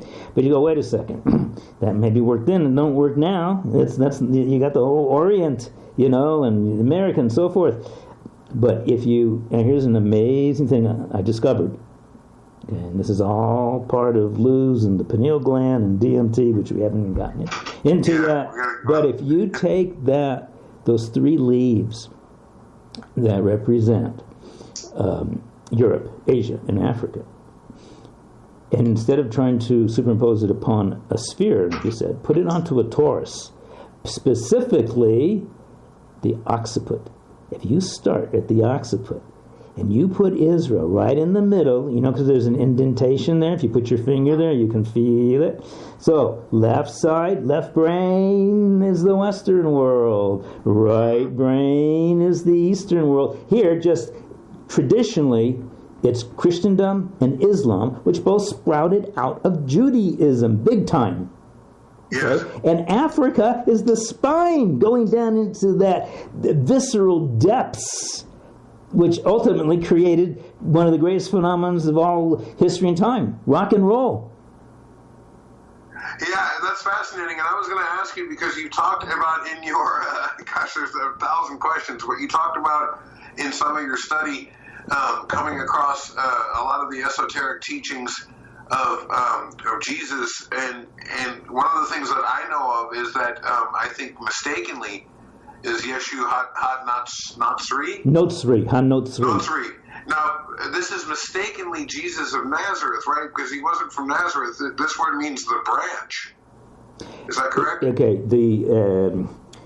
In Hebrew, you can have 3-letter roots, 2-letter roots that can convey different meanings, okay, depending on how you look at it. A Netzer is a branch, okay. It's also someone that would be living in Nazareth would be Notzri, one from Nazareth. But like you said, that he's not born there, why is he being called that? Okay? Yeah. So the answer is profound, and we can't go there, but I'll just give you the highlight of it. So you know, and some of your listeners may know, that, as I mentioned, dimensionality is where you forget talking about God. We have to first understand mathematical dimensionality. 1 dimension, 2 dimension, flatland. You have to know the book Flatland. You just have to read the first few pages to understand how to develop analogical dimensionality. It is crucial. Okay, so what was the point? I'm sorry. Okay, the point, as I was asking about so you've got fundamentally four dimensions you're always working with. Now we have this as a iteration, 1, 2, 3 dimensions, and then a fourth dimension. Okay, so in the Kabbalah, these terms have always been there, and they are called Asiya, Yetzira, Bria, and Atzilut. Starting from the top down, the world of emanation, the world of creation, the world of formation, and then finally the world of activation. Okay. Now, and by the way, just as a sidebar, it's little known, but Judaism does not begin with Genesis. It does not begin with Bereshit in the beginning. There, that is that is a creation ex nihilo. Specifically creation, but it's not emanation. That's coming from a higher dimension called emanation. That's where the real Torah starts. We're just coming in on the second or even the third act in the play. When you start with Genesis, there are worlds within worlds within worlds that precede that are there to build up until that stage. Now, these worlds are not physical, very important. These worlds are higher dimensional. Okay? So, this is what I discovered, that the rabbi sages are so clever. The genius of, as we mentioned before, of encryption. Yeah. So the whole story, the background story that is virtually unknown. A few people that study Kabbalah, of the Lurianic Kabbalah, will know little parts of this, but no one has ever fully put it together. His whole, whatever occurred with him, it was because he was rooted in the dimension of Yetzirah, okay, the world of formation, okay, whatever that may mean. But look what they did here. To say someone is from the world of, rooted in the world of formation, which is Yetzirah, it would be Notzri. In Hebrew grammar, it's Jesus from the dimension of Yetzirah, Notzri. And that now opens up the whole thing from a whole nother perspective. And this is always the case with all the biblical personalities. They're working on very specific projects, as you were. And if someone's in a special ops, you can't apply the ground rules if he's a simple sailor in the Navy. Okay? And then you've got all the guys working in the with the computer data. And each one is working on a very specific part of making this tikkun, this rectification. So here's the thing. When you use the occiput as a cave, it's a secret entrance. It's the back door, quite literally, to access the pineal gland, which is simply about a 45-degree angle from the occiput coming out the top of your forehead. And so if you go toroidal, and interesting enough, it sounds very close to Torah. Taurus. It's the Torah. Toroidal. In fact, Taurus Chaim means the living Taurus. Taurus Chaim, the living Taurus. The whole Torah is built upon this. So that's what I'm saying. Forget God. What process? What surface are you superimposing the discussion on? We don't realize we're thinking like Greeks.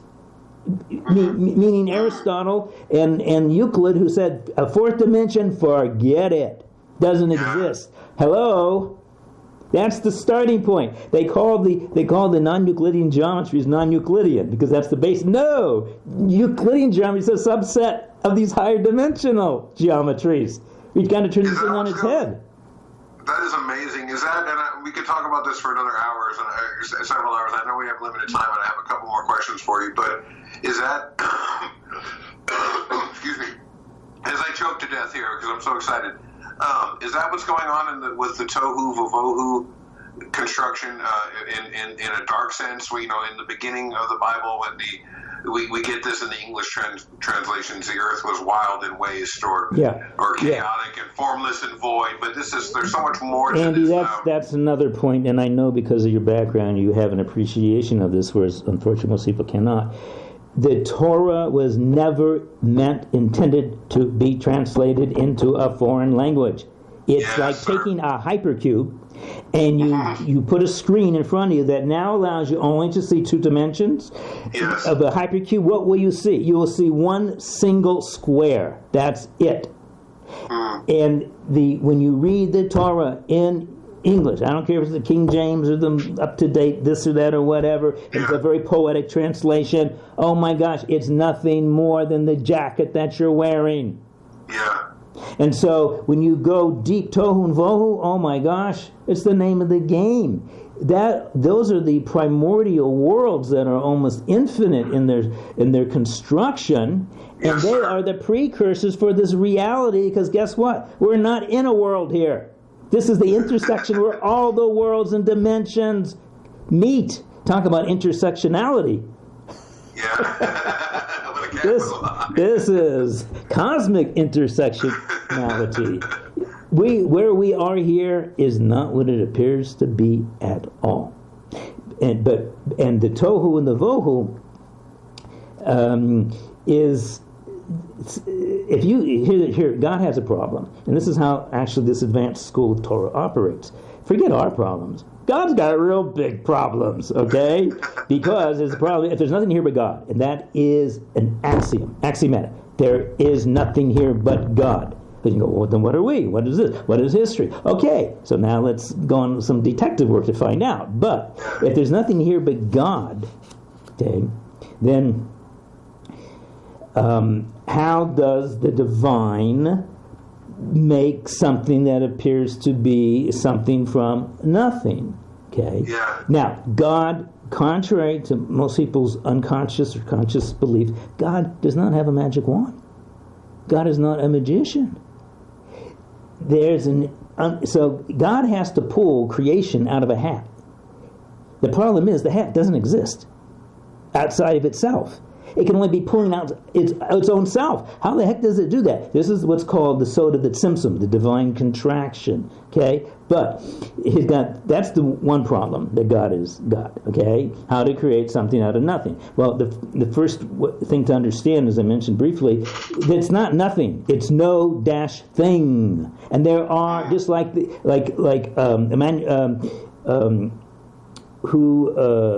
developed the whole system of different levels of infinity. So you got different levels of no thingness, and each level of no thingness, relative to the next new thingness, is a something. It's a spectrum, and it doesn't have a simple beginning or an end, and you can't stop it here. I want to get off because it's dynamic. So if you oh my gosh! You know how many hyperlinks we just hit? Yes, all of them. and I have to remember the homepage. Yeah. We're talking tohu and vohu. Tohu. So the problem is, how does it get something out of nothing? So the nothing here is going to be representative of just pure light, and it has no form, it has no congealment, no anything. So it has to create a substance that it can now add, as it were, to its white light to start to create.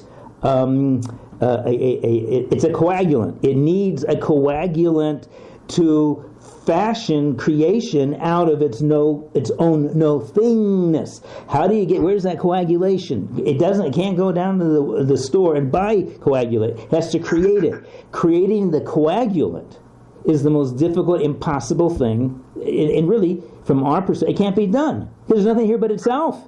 Try, when you're underwater, try cutting out a square. Yeah. Okay, that's God's problem. Seriously, serious problem.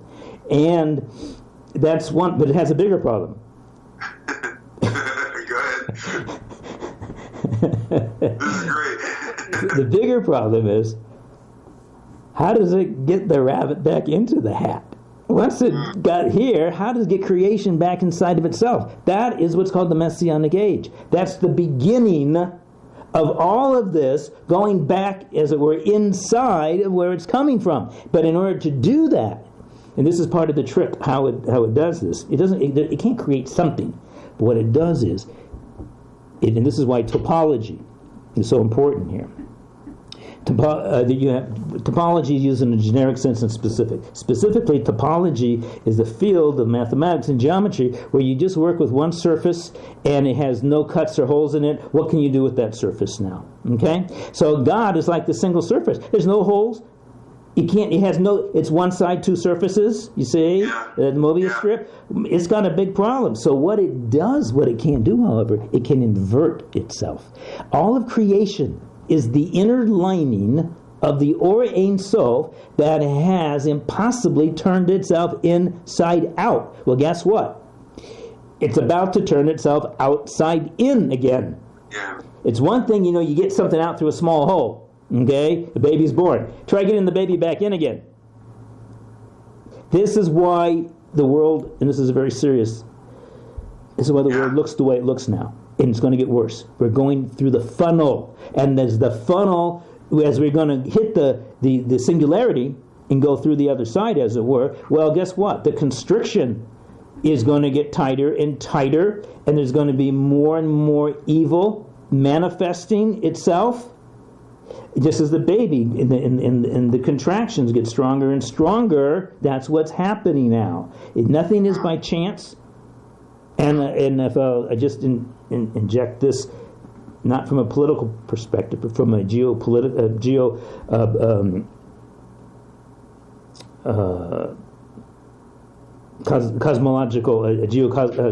cosmological perspective. Yeah. Whether you like Trump or you don't like Trump, hate him, whatever, one thing is clear, and I'm just saying this objectively from a cosmological scientific perspective, it's chaos. Yeah. And this chaos is basic predeterministic modern chaos theory. Hello, you think what's chaos is chaos? No, it precedes a new reordering. Yes. And that's exactly the tohu and the vohu. It took the previous realities, went through a brief period of chaos. That's what tohu means. That's the chaos. It's about chaos theory. That's what's happening. And this is true all the time. Anything that's produced, chaos, it's a sandwich. Chaos, order, tohu tikkun, tohu. It's always been going on like this. So the Messianic age is one of regeneration. Yes, the Messianic age, more specifically, is simply when it flips the lip. Time is tubular. Okay, we're traveling on a tube, as it were, a glass tube. Okay, let's say we're on the inside, so like a rubber band, pressed up against the internal structure. Okay, when we reach the end of the tube, it gets thicker. Okay, it's a lip. Well, what's about to happen is we're going to flip the lip of the tube of time. In other words, we're going to flip the whole, like rubber band flips, so it's on the outside of the tube.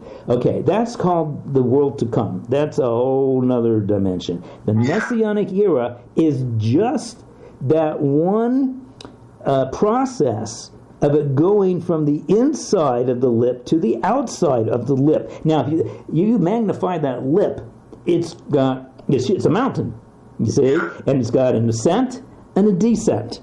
Okay, we have been ascending and ascending. What just happened?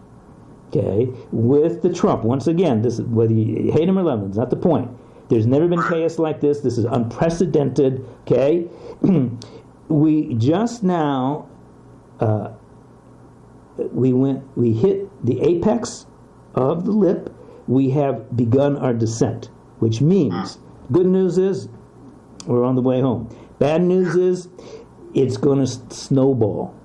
And what looks like chaos is really the reordering. And as you know, in chaos theory, there's underlines called a strange attractor, okay? That there is, and in our case, it's really strange, the attractor, It's so strange, you can't figure it out. Well, guess what? We're not supposed to figure it out. And here, you want something, here's some Torah koan that sounds heretical on the surface, but it goes real deep. Even God doesn't know how it's going to exactly play out because of the butterfly effect. Yes, God is his own butterfly, but it can't know because of the very function of chaos. okay, and iterations. So there's a moment where it's even hidden, as it were, from God's own thought and consciousness, even though, of course, we're talking in anthropomorphic terms right now, okay? Sure. But, so, this is God's big problem now, is flipping the lip. How do you get onto the other side, which is a path that takes us back into God. We're going back home. Everything's going back. All history, we're talking not just Earth history, we're talking billions of years, the entire cosmos. And this is not so far out anymore, because they talk about our entire known universe, that, you always used to say that it's 100 billion galaxies, each with 100 billion stars. Guess what? I just read they vastly underestimated it. It's more like 2 or 3 trillion galaxies now, okay? But all of this is going to invert itself. That's very important. It's not leaving anything behind. This whole structure is going to reinvent, okay? It's going outside in, because it came from inside out, and we will find out the most astounding thing, that of course doesn't make any sense now. We have always been the inner lining of the Ein Sof. The inner lining. See how this is all inclusive? Nothing's left behind. But here, I'll show you what happens. Let's say you put your hand through a sock, okay? Yeah. That's caked with mud. Hard, right? You pinch it from the bottom, right? Now, see, you're inverting it, okay? And you pull it through. What happens when you pull it all the way through? All the caked mud breaks off. Yeah. You see how it's cleansing itself? The caked mud doesn't go in, but everything else does. No one is left in eternal Gehenna, hell. It's not possible. How could God cut off a part of his own self eternally? Yeah. Temporarily, it may appear that way. But this is also part of the fundamental Jewish message. And going back to what I was saying before, it is that there's only one. God is one. When he turns himself inside out, it's also one. It's a different mode of one. It's one in a lower dimension. But what happened, because what's known as the fall of man, which really is the prolapse of Adamic reality and consciousness, it fractured. And it went down to lower dimensions. When God said to Adam, on the day you eat from it, you'll surely die, that's not a punishment. That's not an authoritative figure punishing the child. No, it's a formula. It says, if you cause reality to shift down, into have a paradigmatic collapse, lower dimensionalities, right, you have to go down and fix it up. Death is simply going from a higher level to a lower level. That's death, the Torah definition of death. So, all humanity, Israel is that central column going through the funnel of the torus, and as it does, it takes all humanity with it. That's the purpose of the Jewish nation. And you have to go toroidal. Taurus is this, it doesn't, you can call it God's sense of humor, but come on, Torah and Taurus, you know? Taurus, that's amazing. Hey, before we let you go, that is fascinating. Thank you for that. Before we let you go, just a couple of questions about DMT. We would be remiss without asking you about this. What I love about this topic and how it's popped up in the research lately and how it's popped up with serious religious scholars again, in the book and in the film, based on the book, on Rick Strassman's work. I had Rick on the program a while back. One of the things, I watched a movie again recently in prepping for speaking with you, and some people were calling it the spirit molecule, others were calling it the reality molecule because it figures into these perceptual frames on such an elemental level. And I thought of your work. I thought of everything you've talked about this convex-concave thing. Is it the spirit molecule or is it the reality molecule? And the answer is it's obviously both. Yes. Now, the advantage of using the term spirit molecule that Rick coined is, as he explains in his book, that the spirit is the higher dimension, the molecule is the lower dimension, and the pineal gland is the nexus. It's the interface between the two. Now, here, I want to tell you something that's just so mind-boggling. So, it says, and this is all code, even though it sounds like Sunday school story, it's code, that once again, they made a video of it in order to transmit it. They play out a story, but it's what's behind the story doesn't mean, as you said before, we're not denying any historicity here. That's a different question. Okay? Right. But, so, it says that by eating from the fruit of the tree of knowledge, whatever that is, okay, it's all taking place in a higher dimension. And when he took from that, it contaminated, as it were, every part of the body. Okay? And that's why we die and we rot and get diseases, because it's in a collapsed, fallen state. And they therefore talk about all the parts of the body as being symbolically, at least, of the tree of knowledge of bifurcation. That's good, bad. It's all the duality again. And also note that the tree of life and the tree of knowledge are the same tree. Did you know that? I did not. Okay. That's why I have to be careful with the King James Version here. Yes. It's one tree. The trunk is the tree of life. What's branching out is the tree of bifurcation, of branching. Now look at your brain. Everything in the brain is dual in nature, hemisphericity. Every organ, the pituitary gland, all the organs. If you look at them, they're dual. They have a right side and a left side, even if they're attached, but they're still dual. I mean, look at even the cerebellum's got a little dotted line going down. Fascinating, yes. Okay, every organ in the brain is dualistic except the pineal gland, and is located in the center of the garden of the mind. The pineal gland is, as it were, it is a remnant that is living in us from the original higher dimensional tree of life. And DMT is the liquid, as it were, that is emanating out of the tree of life. And it puts it into a whole different classification from LSD and peyote and so forth. Sure.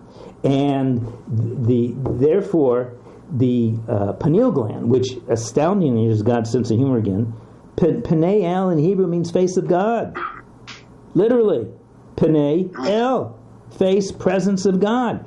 That's the secret of the pineal gland. That is, now, it says in the books of the prophets, Ezekiel, Zechariah, the book of Joel, it says that there is going to be a Mayim Chayim, a liquid, a living liquid, that is going to emanate out from beneath the threshold of the Holy of Holies, which is the foundation stone, which is on the Temple Mount underneath that golden dome, okay? And that liquid is pure consciousness. When that liquid hits us, it's plasmatic divinity.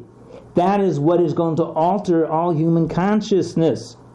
That is the equivalent. See, DMT is just, it's got a spirit in there, and it's got a molecule in there.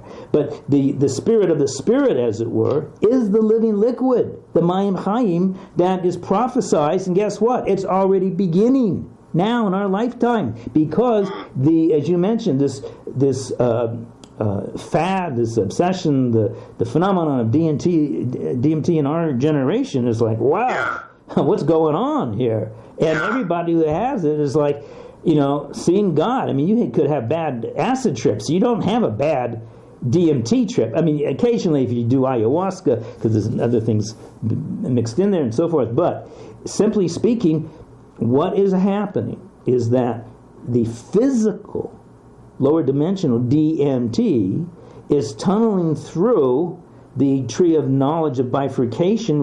We're in the thicket. And we keep going in, and a light broke through, and that is the pineal gland, which is in the Garden of Eden, and this is just a flat dimensional manifestation of it. And we are stimulating it from like you're two guys digging a tunnel, and they meet. Yeah. So this is part of how the divine is orchestrating this whole thing. It works through hidden ways and revealed ways. Here it's all still hidden. But this explains the phenomenon of DMT. I call the higher dimensional DMT, which the lower dimensional DMT is just the vessel to carry it, okay? I call it MDMT. And the M has a number of meanings, just like, interesting enough, the M set in In fractal geometry, the M says, well, it can mean this, it can mean that. Okay, here, Mem means mosaic from Moses, DMT, to put it into that larger perspective. Yes. And it's messianic, DMT, because this is what's heralding in the messianic age. It's real, and reality is about to transform. The third M is called Metatronic DMT. That's a whole other story. The key to everything we're talking about is called the Metatron. It's not an archangel, contrary to what everybody, anything you look up in encyclopedias, that is as much about what the Metatron is as one program in your computer is, to the thousands and thousands of programs. It's one app. There you go. It's just one app. It's one app. Okay. One app. Okay? This is about what is to break loose. And it's coming from below and it's coming from above at the same time. We're tunneling through. We think we're the only ones that want the Messianic age to flip the lid. No, the Holy One, God, whatever you're going to call it, it's tunneling through. It needs, in fact, it wants it more than we do. Because it is aware, is in constant contact with all of our pain and all history. Every pain, every child has ever cried, every act of torture, depression, unrequited love, you name it. It's aware of it all at once. And it's trying to conclude that process. And when it does, it's going to be a release of what's called the Or Ganuz. Or, that word again meaning light. Ganuz means hidden. It's the Or Ganuzic light. And when that hits, it's going to be 1,000,000 cosmic orgasms. Organus, see, play on the word again? That's what we're in for. Yes, it's going to be hell getting there. Okay? Just like going through a wormhole, you get spaghettified. You stretch it out. Okay? Yeah, you look like you're in a Dali painting for a Yes, little exactly. Well, maybe we'll leave it with this. You said so much, and I so appreciate you speaking with us. And maybe we'll, if you're up for it, have you on the program again, because I have another 8 pages of questions for you. But Ralph Abraham talked about trying to wrap a mathematical language around these DMT experiences. Yes. And this takes us back to the beginning of our conversation. Yes. He came up with the idea of exploring how these vibrations resonate in fluids and the forms that these vibrations create. And I was struck by this idea of resonance when you were just talking, and I was thinking about everything from the Big Bang to the Shema to the Creator speaking creation into existence. But when you were talking about being aware of our suffering, being aware of pain, being aware of the arc of history, I came back to this notion of resonance again, and this mathematical language of resonance, especially resonance in vibrational resonance in fluid. And everything you just talked about is exactly what Ralph Abraham was talking about doing. It's leading to the same point. Yes, absolutely. Do you see that? Yes, and in addition, what the Kabbalah has is an entire mathematical language to quantify everything in such a way. When I make a mathematical symbol, you know exactly what I'm talking about. Okay? Yeah. That's how exacting the science, the wisdom science of the Kabbalah really, truly is. Do you think scientists with a Jewish background have a better chance at seeing these things because of their training? I'm thinking of Rick. I'm thinking of yourself, Andrew Newborn. You're asking the $64,000 question, and unfortunately, no. It's not. Okay. It's not a given, because in short, it has to do with the root of your soul. If you're you got 4 dimensions. If you're not rooted in a higher dimension, you won't go there. It doesn't connect with you, and you will never be able to grasp it there. In addition, there's what does the word science mean? One man's science is another man's voodoo, and so. And in addition, you can be a scientist, but if you don't have access to Torah directly, and you're always going through secondary, tertiary sources, okay? King James, and not just that, you read other scholars, and everyone's got an agenda. Everyone's got whether you're aware of it or not, okay? And so, in addition, there's many different schools of Kabbalah. So you could be a scientist, and there are many Orthodox Jewish scientists that have access to Kabbalah. They know certain basics and so forth, but there's so many different schools. So unless it's integrated in this specific way that I do here in the city of Luz, then they're just not going to see it because they're working. They don't realize it, but they're thinking Greek because you got duality. You got two sides and two surfaces. Hello, that's not Torah. It never was.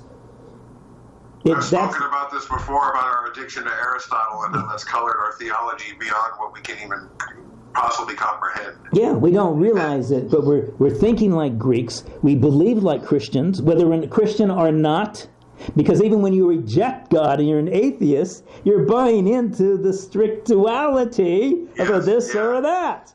And you don't have a clue about dimensionality. And so we think like Greeks, without realizing it. We believe like Christians, and we all want to be pagans. Yeah. That's something. Lastly, I just would ask you this, and then I want to give a pitch for City of Luz, and we'll let you go here. Just a word about the feminine face of God, I'm always struck in the Genesis account that the physical creation is called very good. And again, so many people in religious communities have this idea that God is of a higher dimension. This world will pass away. We will go to be with God. We live in a fallen creation. Therefore, this world is evil. And that leaves us with an environmental ethic that doesn't lead towards stewardship. It doesn't lead towards awe at the experience of the creation at all. So I just would wonder if you could speak a little bit to your understanding of the transcendence, and again in that passage calling the physical world very good, and our experience of it. God wanting to share the world with us, not because it's fallen, but because it's so wonderful and magnificent. Look at this term, very good. Okay? Does God need to say very good? If God says it's good, it's good. Right? It's good, yeah. What's with this very? The divine, these are mathematical formulas. What's a very? It's very energy. It's very atomic. You know what I mean? It's very, string theory. You know what I mean? Yeah. So that's a formula, and it's a code. And what it's referring to is the same polarity we've been talking about all along, because the good is the masculine energy, which is the expansive light. The very good is the contracting feminine light. Yes, sir. Which is even better than the good, because it's very good. Because it's very good. And the whole purpose of creation, going back to the light of the Ein Sof, the light is its feminine, the Ein Sof is the masculine. And then it flips. When the Ein Sof, the light of the Ein Sof creates something, let's say the primordial world of Adam Kadmon, the archetypal man, well, the light now takes on the qualities of the masculine, and Adam Kadmon is feminine to the light of the Ein Sof. And it goes all the way down and all the way up. And therefore, that's why it says, and God created them, male, he created him, male and female.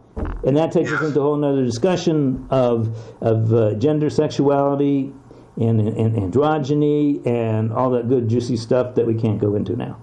We can't control. I wish we could. When folks go to the City of Luz website, they're going to find, I said before, how do you make this text relevant, this covenant relevant in the modern world? And you rightly corrected me and said that the aspect of it that is relevant to the modern world has always been and will be relevant to the world to come as well. And when I go, excuse me, again, I get all choked up when I'm talking to you. When I go onto your site, I see you covering things like the internet, Facebook, big data, and the messianic role of Google and search engines, the messianic role of the proliferation of domestic and wild pets, science fiction, and how, especially through movies and video, why they're affecting us, especially with movies like the Matrix series. Yes. The unprecedented and admittedly out of control global proliferation of and legitimization of pornography. The worship of youth and youthfulness and the growing obsession with anti-aging. It's all being orchestrated. The only difference is everything is coming in through the proverbial back door. So it's not recognized. Right. In addition, there's no maps no one has any idea what all these forces are. All they can do is base it upon what feels right, what feels good. You're absolutely right. And that leads to chaos. And worse, it leads to a transvaluation of true values of what really is good and what is bad. And once again, we need desperately maps. Yes. We're on the edge. We're literally about to go where no man has gone before except Adam. Okay, we're going back to the higher dimensional Garden of Eden. It's not a garden. It's not physical. You can't picture it any more than you can picture, a hypercube. But now with certain techniques and graphics, you can do it. We have power that the ancients. You had to be a prophet. You had to study for 30 years. You had to be initiated to do these things. We now, the everyday person, has access to this. We just need direction. Yes. And those maps, ironically, are the maps in the ancient Torah, which seems so out of tune, it's ancient, it's religion, and blah, blah, blah, blah. Oh my gosh. Yeah, talking donkey, that doesn't apply to today. Oh, boy. Couldn't live inside of a great fish for 3 days. These arguments about these evidential sorts of arguments are missing the boat. Right. Oh, there's so much. It is so mind-boggling. Torah, putting together the written law with the oral law. You become the living corpus callosum. That's called tikkun. You're doing it. You become part of the Godhead. Part of the circuit. The circuit. The synapses. What can be more greater than that? More glorious than that. Rabbi, thank you so much for spending time with us. This has been wonderful. You're welcome. My pleasure. It's been great. You think we can maybe get you on again down the road a few months to have another conversation? God willing, if we're still here in a few months. If we're still here, the chaos allows, for sure. So much more I want to ask you, but I think we'll leave it there. There's a lot to digest there. We're going to put links to the City of Luz website on our site, and I'll direct folks to it again in our host intro and everything else, because they got to get over there. Like we said in the beginning, there's just a treasure trove of information there for Jewish folks, for people who aren't Jewish, for people who have studied Torah extensively, for people who have never cracked the book open. They're going to find all level of information and engagement on all of these topics and more. And what I love about it is the integrationalist aspect of it. I think, if we had more time, I would have asked you about what you call the collapse in consciousness, what I've called the split in sensibilities, and what's happened since the Middle Ages, with this split from spiritual and scientific thinking, or materialist and non-materialist thinking, and how much that's, especially in the university where I teach, how that's limited us in so many ways. And what I love about your site is it's moving past that, and it has this really active integrationalist, and it's not ecumenical, right? It's a very different kind of approach, right, than ecumenicism. There's no religion here. Yeah. Which in another way, it simply means we're forcing a whole. If you want to use the word religion, but this is not your mother's religion, it's completely new, because we're removing the human element of the anthropomorphic projections completely. We're looking at things as scientific experiments. It's mathematical, and it has to be reproduced. It's the same language. Any Torah scholar can communicate with any other Torah scholar because they're using the same exacting mathematical language. This is the religion of the future. Unbelievable. Okay. It's exciting. I'm glad we had this conversation. Thank you for being here, sir. We really appreciate it. My pleasure. Okay. You've been listening to On the Block Radio, folks. This is your host, Andy Gurvich. Our guest has been the Rabbi Joel David Bakst. And we will see you on the other side.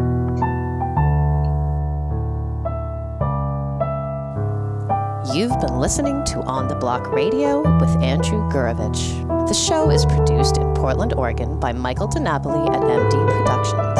Theme music by Moving the Mountain. Closing music by Jonathan Oak. Look us up on the web at ontheblockradio.com. You can also find us on Facebook, Instagram, and Twitter. Don't forget to tune in next week for a brand new episode. Previous episodes can be found on our website. Thanks for listening. Oh, you're beautiful, kitty kitties. Oh, look at you out there. Beauty like a bolt, light in a darkened hallway.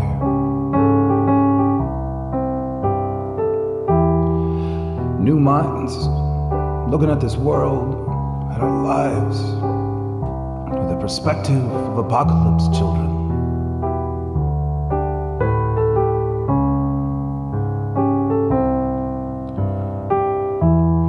Standing dusty in the barren highways, standing broken before the fathers who are meant to make us whole, but who only lied to us about what it meant to be a man, about what it meant to be a woman, about what it meant to be a child of this doomed